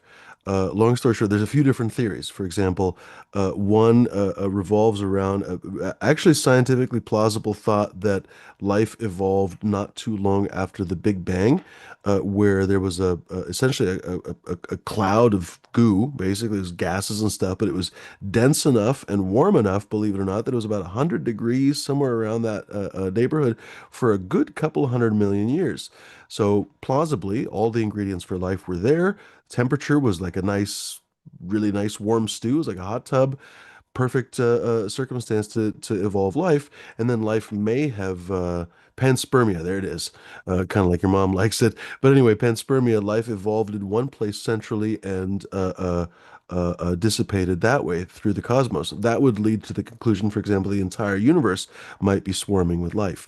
There are other theories, for example, that are related to that, whereby life evolved on one planet and then through one mechanism or another spread to another. For example, through asteroids whacking into Earth. Well, where did the asteroids come from? Were the asteroids part of a former planet? I guess that's been theorized by some conspiracy theorists, for kind of conspiracy science fiction theorists. You hear that more in those kind of circles where there used to be a planet, I guess maybe Nibiru, I don't know, I guess I don't know the stories too well, that might have broken up, and maybe that was the so-called panspermia. I guess it would just really be in our solar system. But there are theories that, for example, life evolved on Mars, and fragments from Mars somehow broke off, left orbit in Mars. That's kind of the not very plausible part. But anyway, broke orbit with Mars and then came to Earth and landed on Earth.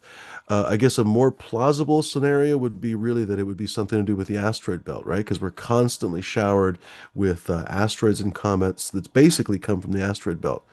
Anyway, there's other theories too, I guess, because these are just spitball theories, right? But Yeah, I guess I go there because I go to like the theory that we left Mars and came here because Mars is like void of the atmosphere. And I'm sure that there's a million different ways that the atmosphere would leave Mars. it's because the aliens farted too hard. It But I know like you know was bad. the the what would you call it? The claim here on Earth is that we're depleting our atmosphere. You know what I mean? So you would be like, "Oh, well, is that what happened to that atmosphere?" Dude, Or D after taco night could deplete any atmosphere. atmosphere depletion. I can't talk on my stand. But yeah, anyway, I'm glad that took another 10 minutes. So I'm gonna Yeah, pop off I here, guys. I really appreciate you guys for having me come on here. It was a fun chat. Cheers, man. Talk about some stuff, Yeah, it was guys. good chatting with you. Great chatting with Sure, you guys Red, take it always. easy. stop by for some of those good vegetables soon Hell yeah, and see dude. you All right. guys. Yeah, it's good. Always good to see you, man. Yeah, man. Later, Red. I'll talk to you guys later, man. Have a great Cheers, night. dude. Always a Hasta pleasure. Good to Peace. see you, luego, man. amigo. Bye. Ladies and gentlemen, Red Setter Farm. I like how we didn't talk about basically anything really garden related in terms of cannabis. It had everything to do with everything else, basically. But that's the beauty of Red Setter Farm. Always a Perfect night. pleasure. Super fun discussions. You never know where they're going to go. So yeah, go check him out on Michigan Bros Grow Show tomorrow. Actually, probably Sunday night. I bet you he'll be on there. 9:30. He's usually on there, yeah. Gosh, I have to admit, I haven't watched that show for a while. That's why I couldn't remember if he was on the show, basically. But I used to turn it on all the time. I don't know. I really don't know why I haven't been watching. I guess I haven't been watching that much YouTube, to be honest, period. Just haven't been watching YouTube for, I don't know, a month or two. Mm. Anyway, oh, I should stop pressing or press stop on my recorder here.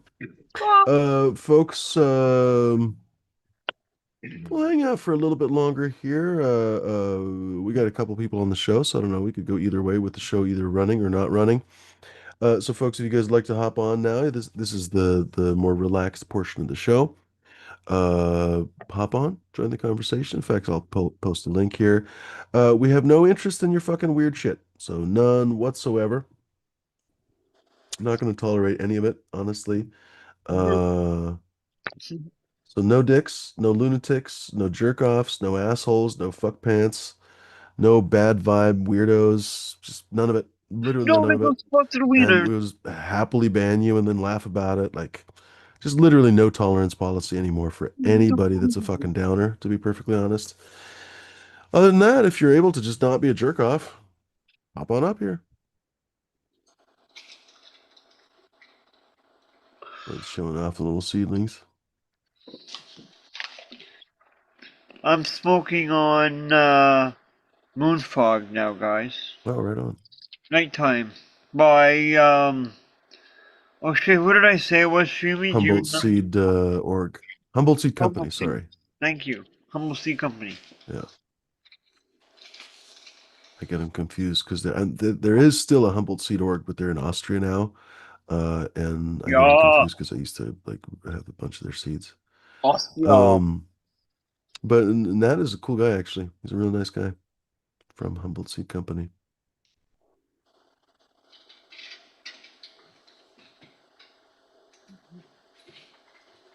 What's going on with you, Robert? We haven't heard from you in a minute or two.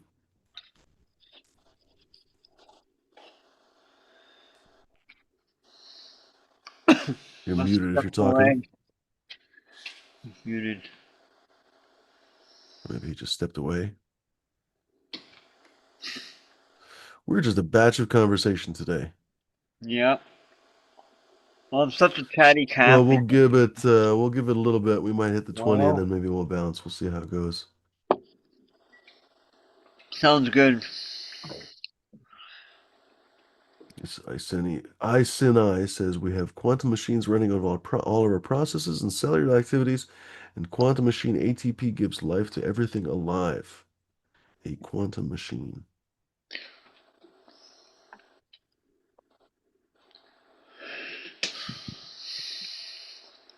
I don't know if it's necessarily quantum. It's not really subatomic. It's more molecular. It's a whole couple steps up in size and stuff, but I see your point of the endless possibilities of life. There's Robert. I bet he stepped Sorry, away I for had something. stepped away. Oh, no problem. You were probably eating donuts or I don't know. I had to go Or get a drink. I ordering didn't donuts want to be in online. the I kitchen. bet you were ordering donuts online. How funny would that be? What's like? I don't know why I keep trying to. I'll call you a weird shit in my head. I'm like, oh, green fan, like all the wrong names for you, and then I'm like, oh, I'm just gonna call him Bendula. What's going on, Captain? There we go. Finally, fucking clicks. Yeah. Just another day. That's all. Trying to get relaxed. It was good conversation there with Red. Learned a Well, lot thank more you. A about little him. free flowing for sure, 100%. Yeah. But yeah, dude knows a lot about a variety of psychedelics. I like his approach to things.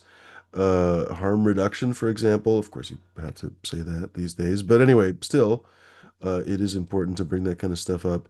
People are way too loosey-goosey. I guess, I don't know. A lot of my friends were fairly strict about the things they threw in their mouth, so to speak. But goodness gracious, I've known a lot of people over the years, literally any kind of pill, whatever, it doesn't matter. Could be fucking cyanide for all they know. They take it. Yeah. Really Well, puzzling. I when you don't know. have friends like me and Bud do, you generally question everything. Uh, It's with like, friends hey, like these, I've here. had all kinds of weird Uh, shit. yeah, I'm at a festival and my friend's handing me something. It's a brownie. Well, it's probably got cannabis in it. My friends handed me a chocolate. Well, today those could have Oh, that cannabis reminds or me, mushrooms in not them. only with the weed, but Jones gave me a couple of very potent brownies. I love when people make potent edibles. Fuck off. Like it's just like a weak 100 edible is milligram about plus. as useless. Oh, this is more potent than that, actually. I'm not even sure how they got it so potent because he said per 1 inch square, it was about a gram of cannabis, which I guess is possible, but it doesn't Yeah, taste like it's half cannabis. Anyway, I'll have to talk to him about it because they seem to be quite potent. Oh, I needed it, dude. My shoulder was sore the other day. I can't even talk, but my shoulder was sore the other day. There we go. Say that 10 times in a row. And oh, that hit that fucking spot. Holy shit. Got home. Met them in Kaiser, where there's an In and Out, and then basically after I got there a little bit late because there was traffic and shit, and basically had the In and Out after that. Anyway, drove home and I was like, oh my God, my fucking shoulder hurts from just. In fact, it was mostly from gardening. I was basically putting like wood chips and stuff down in the garden, but then driving doesn't help. Fuck, there is nothing like an edible to just loosen your muscles, chill you out. In fact, I think I fell asleep on the couch, literally, and it was not even like, I don't even know, like 10 o'clock or so. There's, you know what I mean? I fucking needed it too. It was spectacular. Oh, edibles. Literally. Every time you forget about them or don't take them for a while, I'm just like, it's like you want to shake people awake. You're just like, dude, you need to take edibles from time to time. I realize I just babbled like a crazy person, but you would agree with all of that, I would assume. yeah, and it's very easy to get that much THC into concentrated square. You just suspend it in oil. That's the thing, yeah. But I don't think it was oil. I guess I'll just have to ask him. Yeah, I'll have to ask him. Because I don't think he Well, you does a lot of take hash. I don't think he does a lot of oil, Jones. I'll just have to ask him. you can take BHO and heat it up in oil, and it will dissipate in the oil. It'll Uh, mix up. So that's how you do it. That's how I was doing my brownies. I was and you have pre-making the oil. to avoid making brownies and cookies, for example, too oily, you have to recalculate basically the amount of oil that you would have been using, for example, in butter. The most oily ingredient usually in, for example, a cookie or a brownie would be the butter. So basically remember, oh, okay, if I'm using literally 5 grams of oil, subtract 5 grams of butter, basically. You will have a slightly different consistency as a result of that, but then you can change the recipe accordingly. But long story short, you won't have the like gloopy fucking brownies if you know those. You know what I'm talking about, or am I just Yeah, whistling the I void? like them more cake brownies myself. Um, and another example, you reduce the amount of butter, for example, or add more baking soda. In fact, I would do that. I would actually keep the butter the same, but add more baking soda, then you'll get a more fluffy brownie. Brownies. It'll blow up almost as And big as your mama. That's how big. and I use our guest tonight's Fico that he makes. Red Setter makes some awesome Fico. I've also heard he has some fire for flour. And I've heard the keef. same. Yeah. That's what No, from a few people actually. I've heard that he has wonderful flour. Uh, what was I going to say? I actually dude, I forget. Is Fico the same thing as RSO or is it made differently? Yeah, Okay. it's an alcohol base Oh, gotcha. Okay. extraction, Gotcha. or at least that's the way Red does it. I was going to say RSO is also an alcohol, but you can make it a couple different ways too, I guess.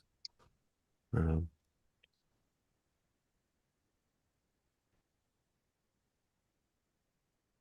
But he does a great job with that. That's what I use in my baking. huh. So yeah, if you get a brownie from me, question it. It's In what probably about sense? 100 The milligrams plus. potency question how that it is potent? It's going to be 100 milligrams plus. Gotcha. I've seen this funny picture, and it was called Shits and Giggles. It was brownies, and it said Shits and Giggles. half of these brownies are made with cannabis, and half of them are made with X-Lax. We'll see what happens in half an hour.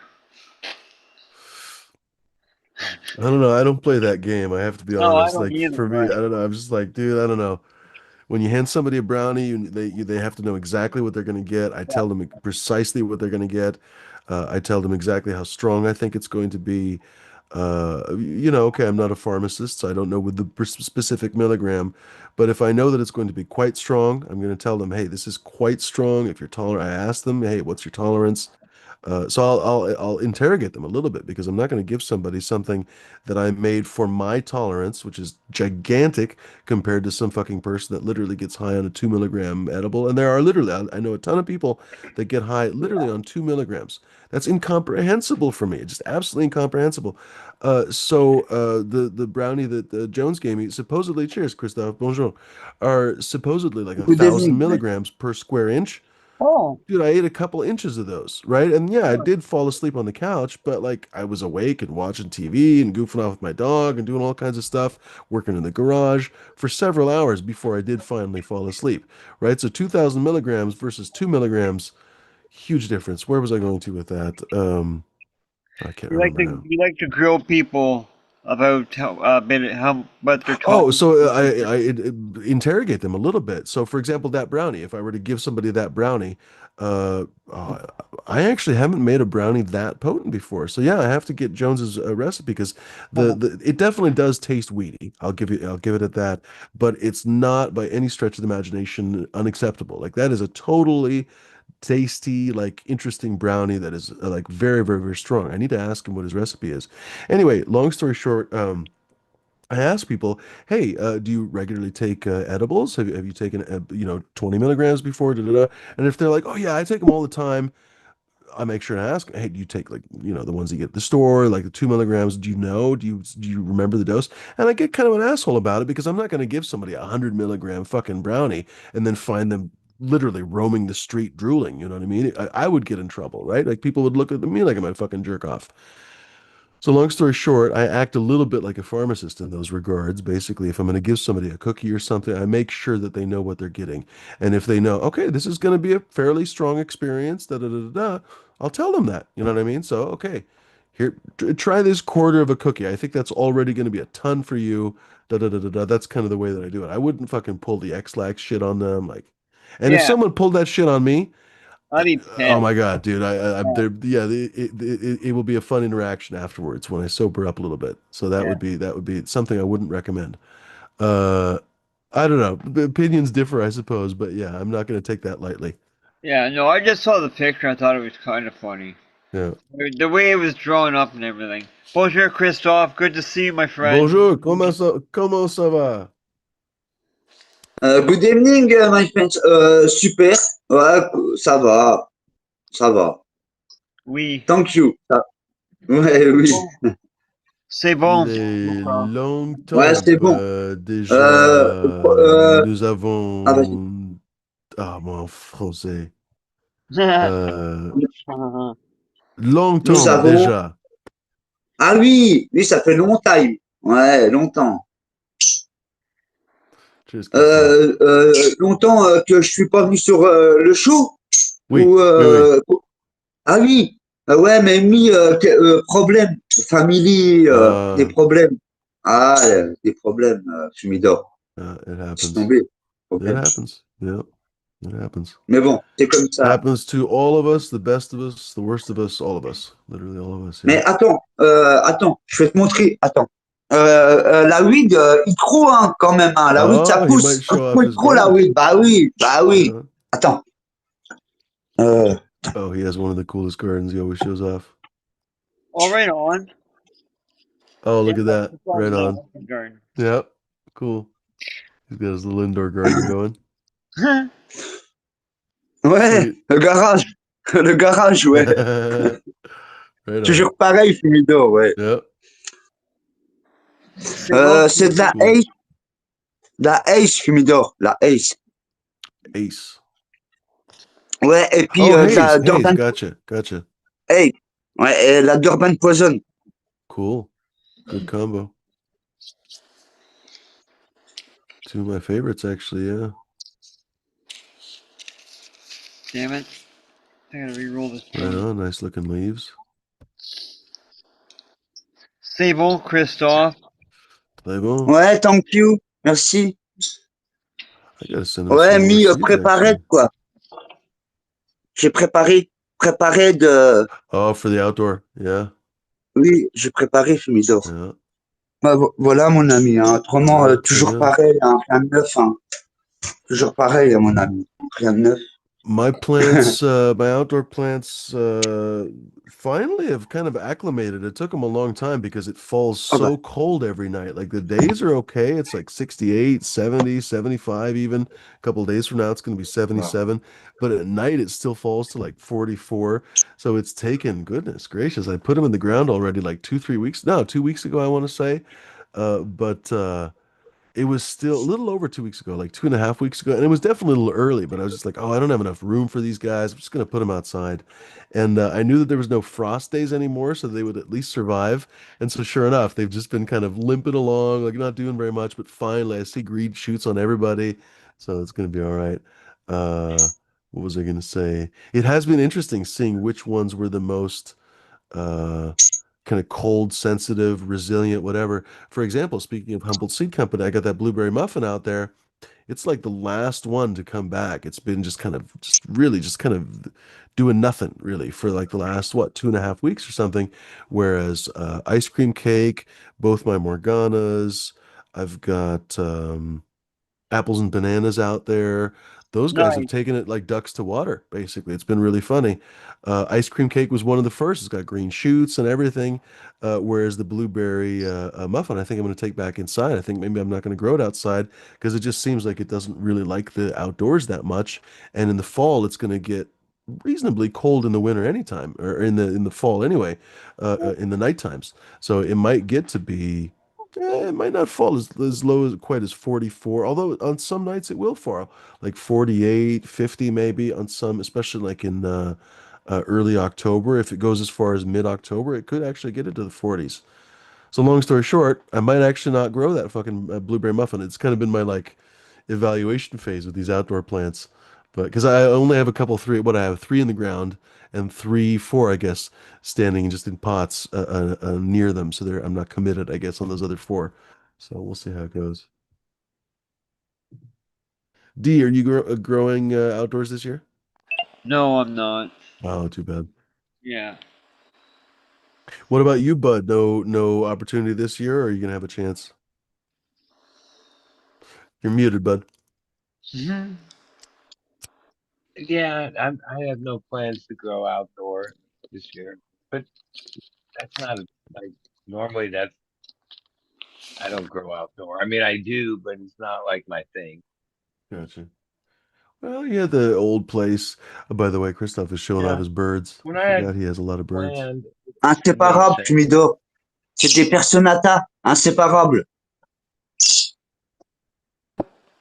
Parakeet?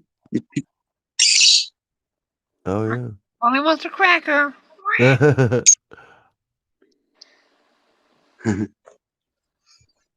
Sorry, bud, you were saying? Yeah, just focus on the indoor thing I got Uh, this year. that makes perfect sense. Yeah, you don't have a spot where you are right now. What's this, No, Christophe again? and yeah, I don't really have like a market for that. Uh, Like, that makes even the sense years too. I did it, it just was like, More of a hobby. Head sash. Uh, yeah. Orange Bud. uh, Fumidor, Orange Bud. Ouais. oh, right on. Ça, c'est Little Baby. Les petits bébés. Regarde, Autoflower. Regarde. Bizarre, hein? Nice. Bizarre, Yeah, l'autoflower. yeah, yeah. Regarde les feuilles. Ah, bah, pas beau, hein? Uh, Bizarre, Autoflower. Big yeah. merde, hein? Big shit, ça. Yeah, Ouais, ouais. J'ai bossé à c'est quoi de cette merde? les Aïe, aïe, aïe. grands merdes. Aïe, aïe, aïe. Ouais, ouais. Ça, c'est, comment dire, Orange Bud. Voilà, Fumidor. Hmm. I wonder what orange bud is. Was that more? Okay. More birds? Yeah, Oh, he's a big bird guy. Canari, les petits canaris. Dude, in Europe, you guys don't even know they have like all these. I think they have them in the U.S. too, but they're nuts about canaries in Europe. They have these canary competitions and stuff. It's absolutely fucking bonkers. Huh. That's crazy. Ah, Well, il a peur, il a peur. No, I knew a guy. It sounds made up. It's just it's absolutely ridiculous when I tell you this. But he had this entire like mini Mandarin? barn filled with canaries that he bred. Basically, his thing became breeding canaries, and he would train these canaries to sing folk songs in four-part harmony. And these fucking canaries, he would go to these competitions, and these fucking canaries would sing folk songs like Polish folk songs in front. I mean, I can't even. And the worst thing is, the guy never thought to like take these canaries to the movie studios or something, or to the, I don't know, maybe people would never buy it if these canaries sang on a movie commercial or something. They would just assume it was AI. But oh my God. And yeah, apparently he wasn't even the most nuts canary person. But you know, people go crazy for canaries in Europe. All these look healthy. Yeah, they look good. Le cochon. Ouh, I le love how it cochon. literally is his garage. He doesn't have any Le space. He's cochon. just got the washing machine, the dryer. Well, they don't have dryers really in France. And then a bunch of cannabis. Yeah. J'ai une chasse. Dedication. They Dog line chat. dry almost all their clothes. J'ai une chasse. Le cochon. Je me dors. Hmm. Cochon. Chien de chasse, t'as vu? Christoph was a big hunter for a long time. Bon, bah voilà, un fumé d'or. Motherfucker. Fini. People. Fini? Très bien. Fini. À PlayStation, fumé d'or. Je joue à la PlayStation. Fini, Très playing bien. Très PlayStation. bien. Ouais. Deja, I don't have one now. I've thought about buying one. I don't know if how to say that. I've thought about buying a PlayStation, but I always convince myself not to. Oh, and now I'm Oh, not gonna because of the fucking tariffs. I saw at Costco the other day, they're up to $750 now. So I'm like, Wow. fuck right off. Yeah, they used to be $500 with the PlayStation. Yeah. Now it's $750. Nope, not gonna happen. Holy shit, man. Yeah. That's literally all thanks to the Orange Menace, dude. Like, what the fuck? Now Yeah. he basically was throwing a temper tantrum because he realized that making trade deals is actually very complicated, as it turns out, as everyone knew. And so he's going to slap a 50% tariff on all of Europe, just because. So buy your French cheeses now, ladies and gentlemen. You heard it here first. Your Romanian, whatever the fuck. I don't even know. What do you get from Romania? Cabbage. Lettuce. Cabbage? Lettuce, Well, Romanian guess lettuce. what? That'll affect the rolling Nice. papers because most of the rolling papers are This imported from sandwich has Europe. Romanian lettuce. Oh Yeah. boy, you're saying. The price It'll of our affect joints rolling going to papers. go up. Yeah, because all the papers are manufactured over there, the most of them. Yeah, Sure. that's right. So That's right. Yeah, my favorite papers are fucking French. So the Orange first Menace is gonna raise term, my goddamn some of pay. the tariffs that he did, that's why certain papers don't import to the United States. They're still a paper brand, but they just, yeah, the first tariffs that was a lot smaller than 50%. So like the rolling paper business has pretty thin margin when you really think about it. You know what? Fuck this. I'm done. And it's a very important part of our culture. Or you're just disrupting, like, just disrupt something that's been like, people don't Constant. get rich selling them. I mean, well, the guy from Raw who kind of owns a good portion of it, but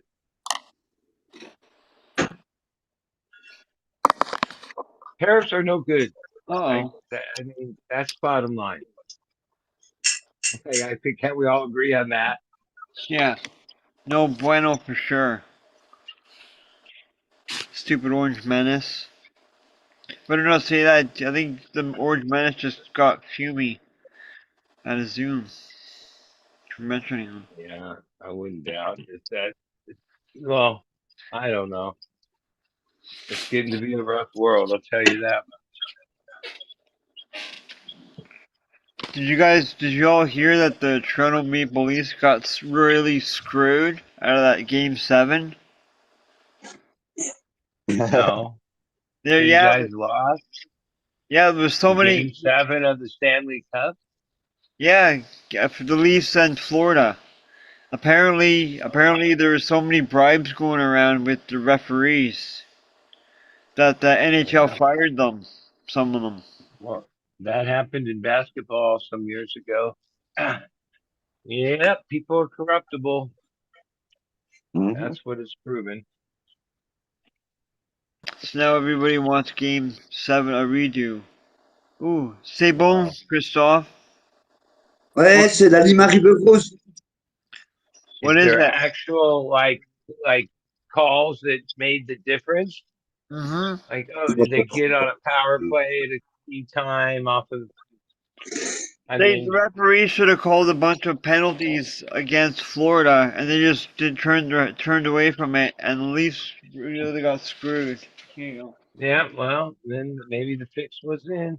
That sucks, go. and especially because the rivalry between Canada and Florida or United States hockey Southern team against uh, any of the Canadian teams that are kind of like real hockey. Mm-hmm. Yeah, man.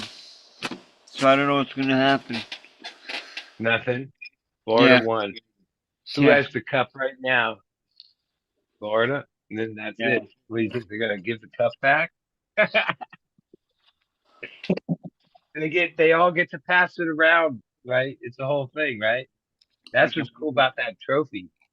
That trophy's like some guys have done some real stupid shit with it over the years. Mama, pass around. And there's like a guy that like uh goes everywhere with it. Someone dropped it off of the bus. Yeah, there's a, that, Hey, that Green that's Finger. like probably the coolest trophy in major sports. I mean, the rest of them like it's a different trophy every year. That's the same Yeah, trophy every year. for like so many years. So much history in that trophy.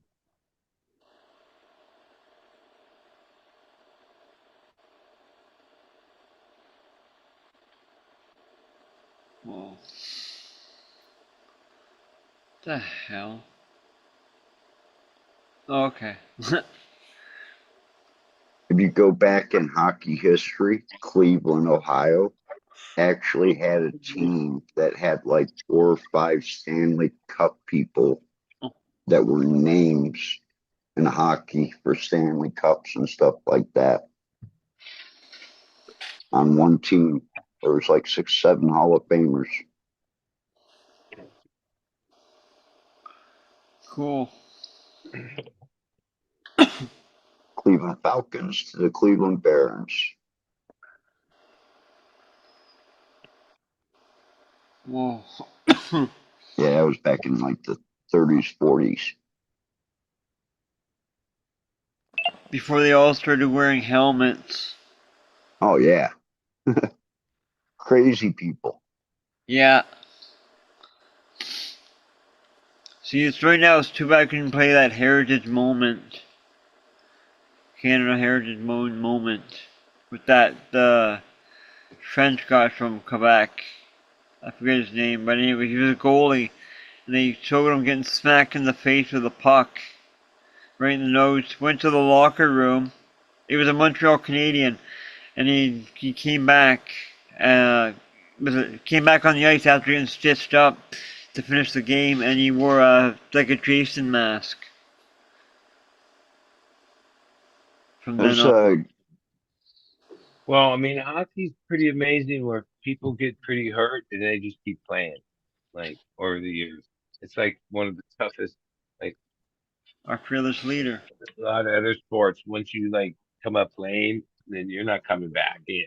Hockey, oh no, the guy's barely can walk or skate, and then they put him on the bench for the cycle, and bam, he's back out there.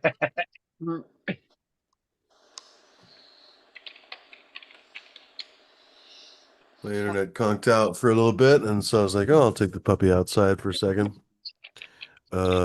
Getting really tired of this internet conking out. What the absolute shit? Well, Dee Absolutely pointed out ridiculous. that right when you talked about the medicine, boom. Yeah, right. I don't think we're quite there, but I wouldn't doubt it. Hmm. Yeah.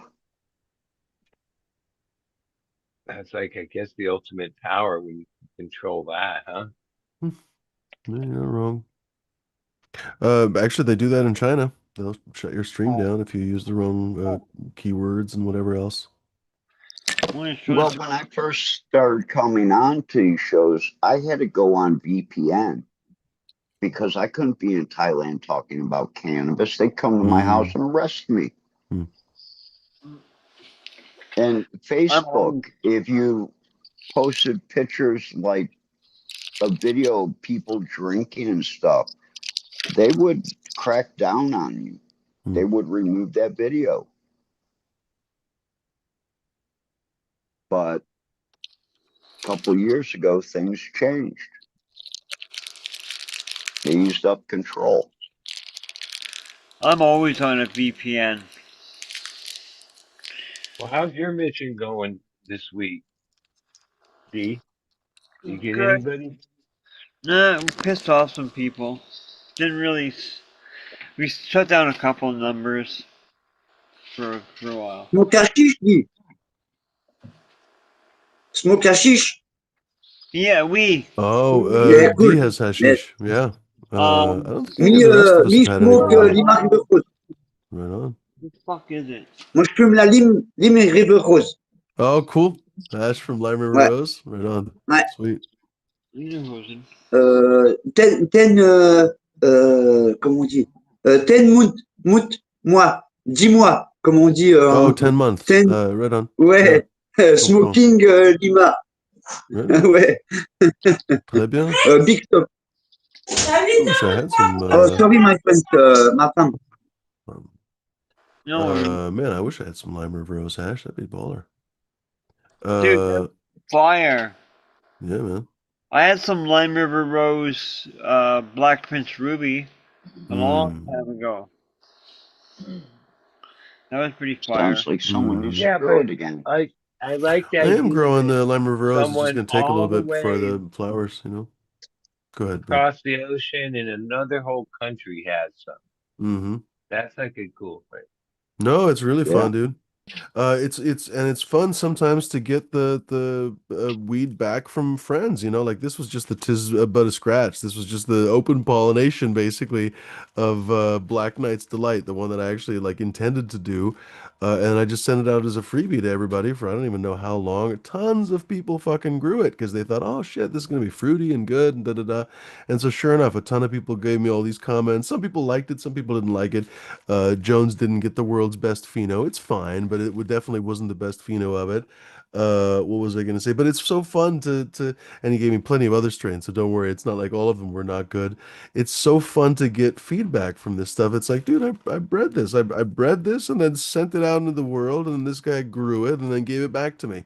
There's really nothing quite like it, honestly. You know, like I don't know, I maybe have to creating agree. a recipe or something, maybe it was similar, but you know.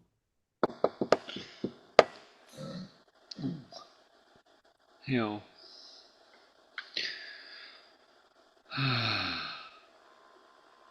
Don't all talk at once, gentlemen. Well, it was like the So, lemon G cross that I did that the kid did in Thailand. You know, everybody else in the shop smoked it and they all loved it. And I didn't smoke it really because it wasn't what I was looking for. But it was mm, just an honor to be there with the flower. mm, mm. And it's like, yeah,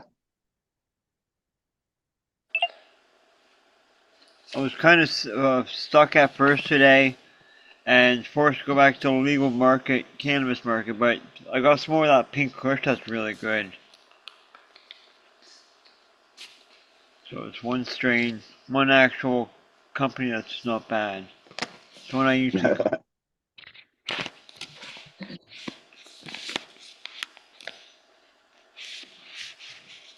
Well, gentlemen, we may wrap this up fairly soon here. What do you guys figure?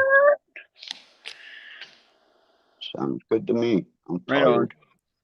I'm disappointed because Christoph just hopped back on, but we'll have to get him on another time, one of these days. Yes, Christoph, come back. Exactly. Christoph, come back. I blame Yeah. it on you. That was, oh man, that was from years ago from Melty Heads, right? Who was the original person? It was oh, I don't even remember. Because it was somebody like got butt hurt and left the show, and so Melty was like, blah, blah, come back. Oh Yeah, yeah, that was yeah, I ages remember ago. That that. was 2017 or something. Well, maybe it So wasn't. long ago. Old friendships ago, old this and that, the other thing. Goodness gracious, Fada Mike was alive back then. That was skillful. Because he would hang in the chat with us. You guys probably don't know who we're talking about, but anyway. I don't. You see? Well, boys and girls, I don't know. I guess maybe we'll bounce here, unless someone thinks we can keep the conversation running, but I don't know. Seems a little quiet tonight. What do you guys figure? I'm gonna be heading out anyway, so I gotta get to bed. Well, there we go. I think maybe Yeah. we're gonna cut it. So boys, always a pleasure. Who wants to go first? Captain 420, how about you, buddy? Yeah, I'll go first. Thanks, Jimmy. It Welcome. was a great night with Red. Yeah, man. Got some insight on him and can't wait to go up and see him and Becca and the baby. Maybe do that next week. Cool. I gotta go Right up on. that way. I gotta go see a couple friends and get my head straightened round. Mhm. My jars are kind of empty. Yeah, you see? You see? Got to solve that problem right away. Yeah. Red's a good person to You see, that's know, for sure. he is. And like I say, he does some really good Keith. Try Keith, Oh, man. that's right. You did mention that Oh, before. screamed. Huh. Haha. The We didn't get a chance terpenes to just ask him about that. pop off What a of it. pity, because you did mention that. Dang. Huh. Yeah, I've had some stuff from him, and I open up the jar, and it's like, holy shit, that did come from strawberries and cream because it smells like strawberries. Right on. So I really enjoy his hash. Yeah, and screen sifted hash is really something set aside. It's really extra special. Yeah, funny. It's We should have talked about heady it. connoisseur shit. Hmm. I'm curious, what does that go for in your neck of the woods, roughly? 15, 20 a gram. Oh, that's it? Wow. Yeah, How Goodness much is that in gracious. It's bond? so labor intensive. It's so low yield, exactly. et cetera, et cetera. It, Wowza, wowza, wowza. it's such a small market. Because commercially on the West Coast, if you can find that, it's extraordinarily rare. I would expect to spend $85 to $100 a gram. Yeah, Seriously, commercially. call Red up. He'll help you Incredible. out. No, incredible. No, I've always thought of that as like one of those kind of grower perks because the yield on that kind of stuff is so low that anybody that have a friend anybody that has a friend that anyone that Head that's a stash. friend that has screens, you'll go over to their house with some leftover buds or something. You go and you'll and yeah, it's head stash, right? Because literally the yield is just ridiculous. I mean, bubble hash aggregate yield of 8% is spectacular, right? For fucking a dry sift that's a good quality, a good yield is like 2%. You know what I mean? 2%. So if you throw in 1,000 grams, you're not getting 200 grams back. You're getting 20 grams back total. Anyway. Good to see you, Captain. Always a pleasure. Have a good night, guys. Cheers, buddy. Peace out. Christophe, désolé, nous abandonnons. Oh, mon français C'est ça, est. pas de problème, hein, Pumudor. No À problème, bientôt, mon hein, ami. normal. Hein. À See you bientôt. soon. Hein. See you À soon, bientôt, buddy. bye bye. Cheers. Good to Thank see you, you, my bye friend. bye. See you soon. And don't Later, forget buddy. to check out Christoph's channel and his channel, Oh, yeah. Christoph54 on YouTube. That's right. That's Ah, right. thank you. Merci. Thank you for the force. Thank you, Cheers, my friends. Christophe. See you soon, mes amis. Later, buddy. See you soon. Bye bye, my Bye-bye. friends. It's nighttime for us. It's daytime for him. It's early morning for him, actually, still. Yeah. No, not that early All anymore. It's right. probably like what, 6 in the morning, something like that. It's still pretty early. Yeah. Go for it, bud. All right, everyone have a good week. Fun chatting. Yeah, man. Cheers. Good to see you. That was short and sweet. By the way, folks, I don't actually have a guest scheduled for this Tuesday. Just Uh-oh. figured we had. Oh, it's fine. We could always take a show off or something. We've had several in a row. You know what I mean? But for what it's worth, if anybody has a quick a guest that they would like to throw into the mix really fast, that was a terrible sentence, but you know what I'm trying to say. If anybody has somebody that they think would be a good fit and they have this Tuesday off or something, please let me know ASAP because that would be spectacular. Like I said, we can take the night off. We can just goof off for the evening or whatever, or just have an early night or something. We'll figure it out. But it'd be awesome if you guys had somebody. So let me know, Fumador at chronictable.com. Of course, if you guys know me on Instagram or something, feel free to DM me over there. I'm trying to check in on Instagram basically once a day, so pretty good over there, I think, for the most part. So, other than that, stay tuned, ladies and gentlemen. This Tuesday, I guess let's talk into the mic instead of near the mic. This Tuesday, I'm going to release a few new lines. I've been threatening to release it for the longest time. Finally, I just got to set a deadline for myself. So I'm just like, oh, fuck, it's Tuesday. We're just going to release them on fucking Tuesday. So, a few different stuff with the Jack the Ripper, and then I might honestly release those Coot special in crosses, whatever. We'll talk about those on Tuesday, maybe. But I think some interesting stuff, ladies and gentlemen. I think some stuff that you guys would really enjoy, and definitely some stuff that you should throw outdoors. And that's one of the reasons why I'm just kind of rushing it a little bit. I'm like, fuck it, let's throw it on in the market because I think it would be spectacular outdoors, especially with the early finishing Jack the Ripper, a really skunky male.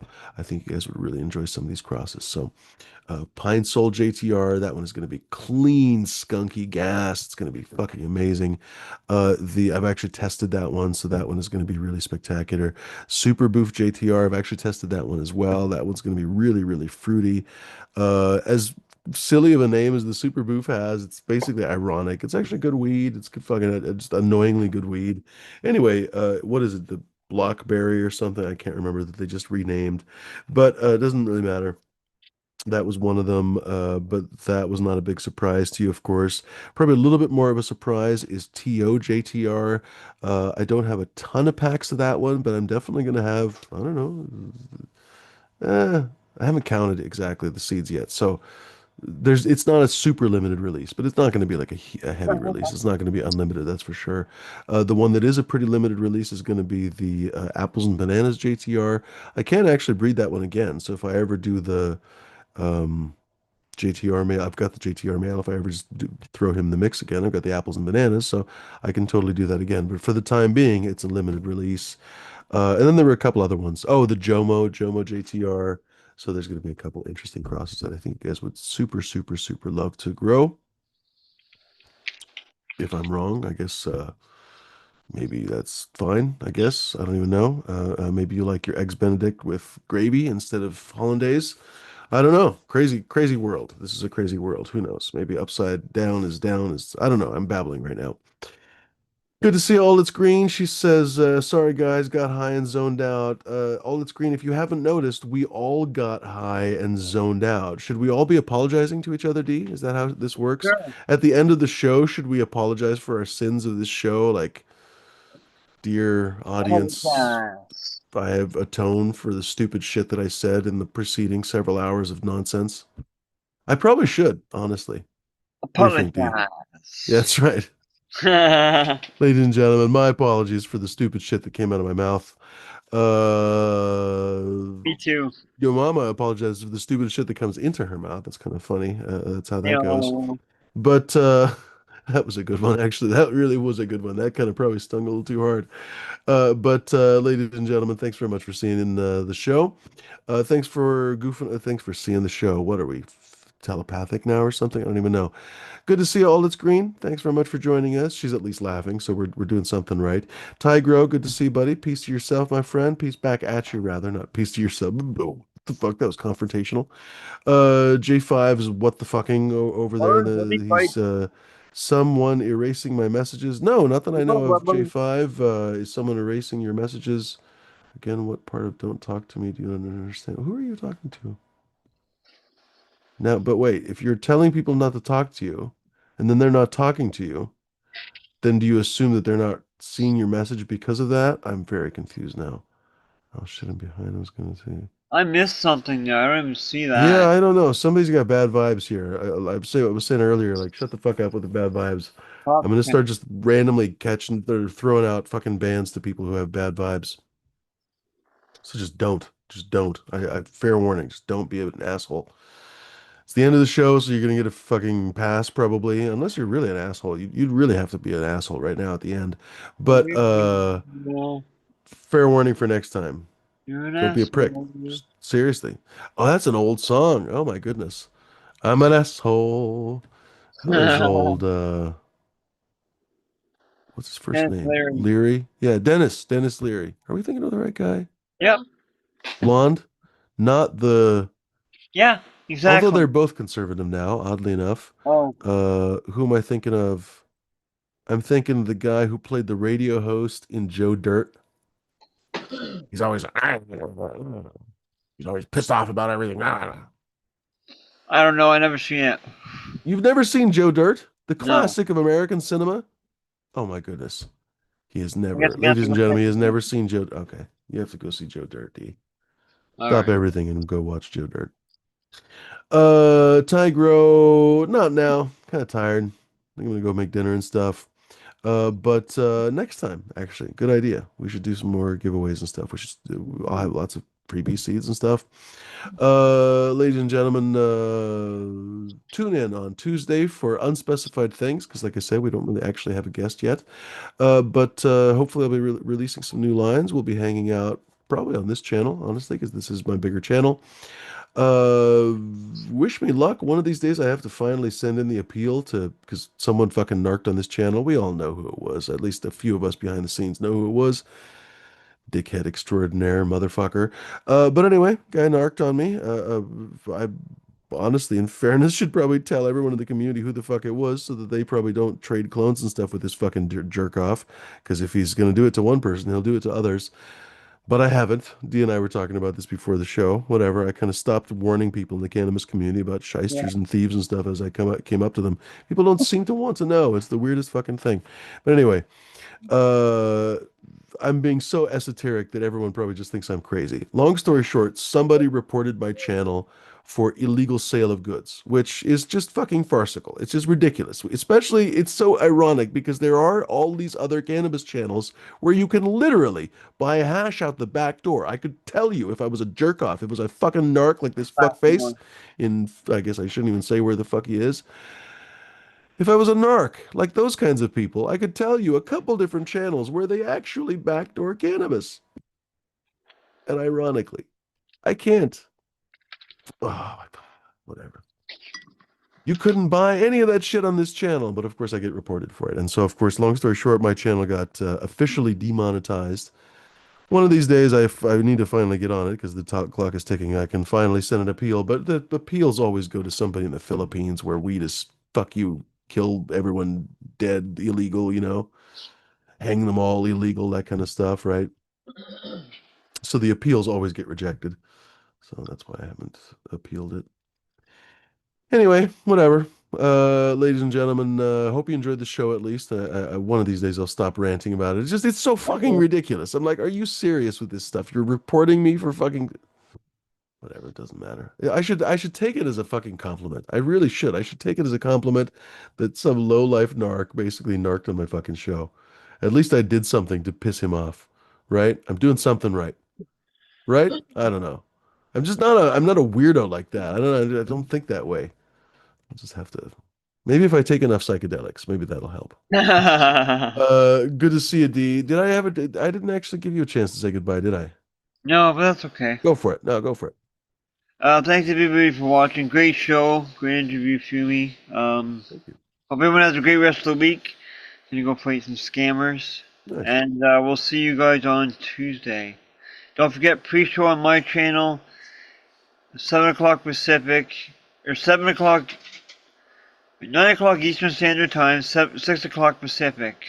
There you go. On gzombie_745. Boom. Nicely Cheers, done. everyone. Cheers, Thanks, Steve. Stevie, by the way, for doing the show, buddy. Welcome. Cheers, buddy. Now, Christoph has me wanting a PlayStation. I'm like, oh shit, I could play with Christoph. I could play with Smash, but Jesus Christ, I'm not going to spend $750 on a PlayStation. What the fuck? And that's before you pay for the monthly da da da da da. Oh my God, I would like to because I loved all the great Gran Turismo on PlayStation. Now they actually have Forza on PlayStation because I guess PlayStation won the current generation of console wars or whatever. So now it's going to be Forza on there as well. Forza is a spectacular Microsoft racing game series, I guess, because there's a ton of different series in it. Anyway, whatever. Isn't that ironic? It used to be that if you had like French friends, for example, a friend of mine growing up had a French exchange student, so they would send her electronics because they were way cheaper in the US than it was in, yeah, 100%. He's basically saying black market PlayStations. So, like these days, I don't remember, this was before iPhones, but like they would totally send what they sent her like a BlackBerry one time or something. Anyway, they would totally send her like an iPhone or whatever because it would be quite a bit more cheaper with VAT and everything else for taxes locally. Normally, the U.S. had lower electronics prices than anybody else in the world, by far, actually, than anywhere else in the world. Well, now we're gonna have some of the higher prices in the fucking world, all because of the Orange Menace, because he's a fucking pants shitting freak. He wears a fucking diaper, and that's not enough for him. He has to fuck everyone else's pants as well. So now a PlayStation, instead of costing, it was like $450. Now it's going to be $750 at Costco. God only knows what it is at Best Buy or wherever else. Happy Memorial Day to you as well, Doctor. Leave you alone. So long story short, we're going to have to import PlayStations from France. That's going to be our black market source for fucking PlayStation. Oh no, we can't because there's a 50% tariff on them now too. We're going to have to import them from the Galapagos Islands. Hopefully, Trump does not know that the Galapagos Islands exist. And no, wait, that's part of, I think it's part of Argentina. We're fucked. We got to find a country that he's not aware of. And then we'll just import them from that country because he just won't Christmas even know. Island. Say it Maybe. again. Maybe Christmas Island. Except he tariffed the penguins in that one place. I don't remember. All the presents. Yeah, there were no people, but there were penguins, and he tariffed the island. Um, All right, we need to get on the hunt for a place that does not show up on the radar of the current genius in chief. And then we can import our PlayStations from that place. This is how desperate it's getting, ladies and gentlemen. You think I joke, but this is how it all starts to fall apart. And you guys don't even realize that I'm joking now because later there won't be any jokes anymore. Ladies and gentlemen, hopefully a stroke can save us. Wouldn't that be nice? Hopefully, let's all hope for a stroke. Ladies and gentlemen, that's the first time I've ever said that, but I mean it. I mean it. I really do. Ladies and gentlemen, thanks very much for joining us. I hope you guys enjoyed the chat with Red Setter Farm. He was a delight, honestly. We always freely range, kind of like chickens, basically, throughout the conversational meanderings of our minds. But it's always entertaining when Red Setter Farm hops on. I'd forgotten about how many times he'd hopped on because all those shows were, it was like years ago, and I had to take those shows private and stuff. So never had a chance to hear him on the podcast or anything else. Completely fucking forgot about it. So a great reminder. We had some really fun chats. Why are you making noises? Uh, Anyway, long story short, ladies and gentlemen, if you didn't see the beginning of the show, I very much recommend you guys going back to the beginning of the show. Sorry that my dog is making squeaking sounds right now, but he wants maybe dinner or something. It is basically dinner time, so maybe he's just hungry. Have a great weekend as well. All that's green. Lovely to see you as well. Christoph, always a pleasure. Dr. Leave You Alone, of course. Happy Memorial Day as well. Everyone in the chat, ladies and gentlemen, thanks very much for hanging out. Thanks for goofing off with us. I keep promising, but I will start to actually update the podcast officially again. So we have several different episodes now. Obviously, Red Setter Farm, All That's Green, Bingus, Flora Nug. So we definitely have a few that we can throw on there. Hopefully more to come, ladies and gentlemen. I do mean it. Please recommend some guest ideas. I would very much obviously like to talk to breeders, of course, especially people that I don't know. That's honestly the funnest when you get to know somebody that you really don't know their way of doing things. You've never really met them before. Da da da da. Da. Always a pleasure. I can always talk to people I've talked to before, of course, but ladies and gentlemen, please send some recommendations my way. But again, anybody that makes cannabis edibles or even works with cannabis and art, Red Setter Farm brought up a really good one. Someone who really likes to paint with cannabis as their somehow painting aid or something. You know what I mean? That would be an interesting conversation. I think you know where I'm going, ladies and gentlemen. So people who, can you please stop singing for the moment? Holy cow. Oh, he's stuck. That's what. That's what. That's what. I need to fix these wires over here because unfortunately he keeps getting stuck. That's my fault. So, ladies and gentlemen, and thankfully he was nice enough to squeak about it and not just pull like a crazy person. So, ladies and gentlemen, thanks very much for hanging. Appreciate it. Hope you guys puff something wonderful. Be kind, be decent, be gentle. Don't be fucking pricks, dicks, or lunatics. Although D may be a royalist, I'm very much not a royalist, so I guess opinions differ on everything on this show. It's a good reminder, ladies and gentlemen. Hope you guys enjoyed the show. If you didn't enjoy the show, why did you stick around? Go watch something else. Holy cow, you only live one life. It's a short life. Holy cow, go watch something else. But next time, folks, if you guys did enjoy the show, I would appreciate it if before you leave, you hit the thumbs up button. As I tell people who disliked the show tremendously, hit the downvote button twice, really just to make sure it counts. Every good assassin double taps, obviously, right? So make sure to do that.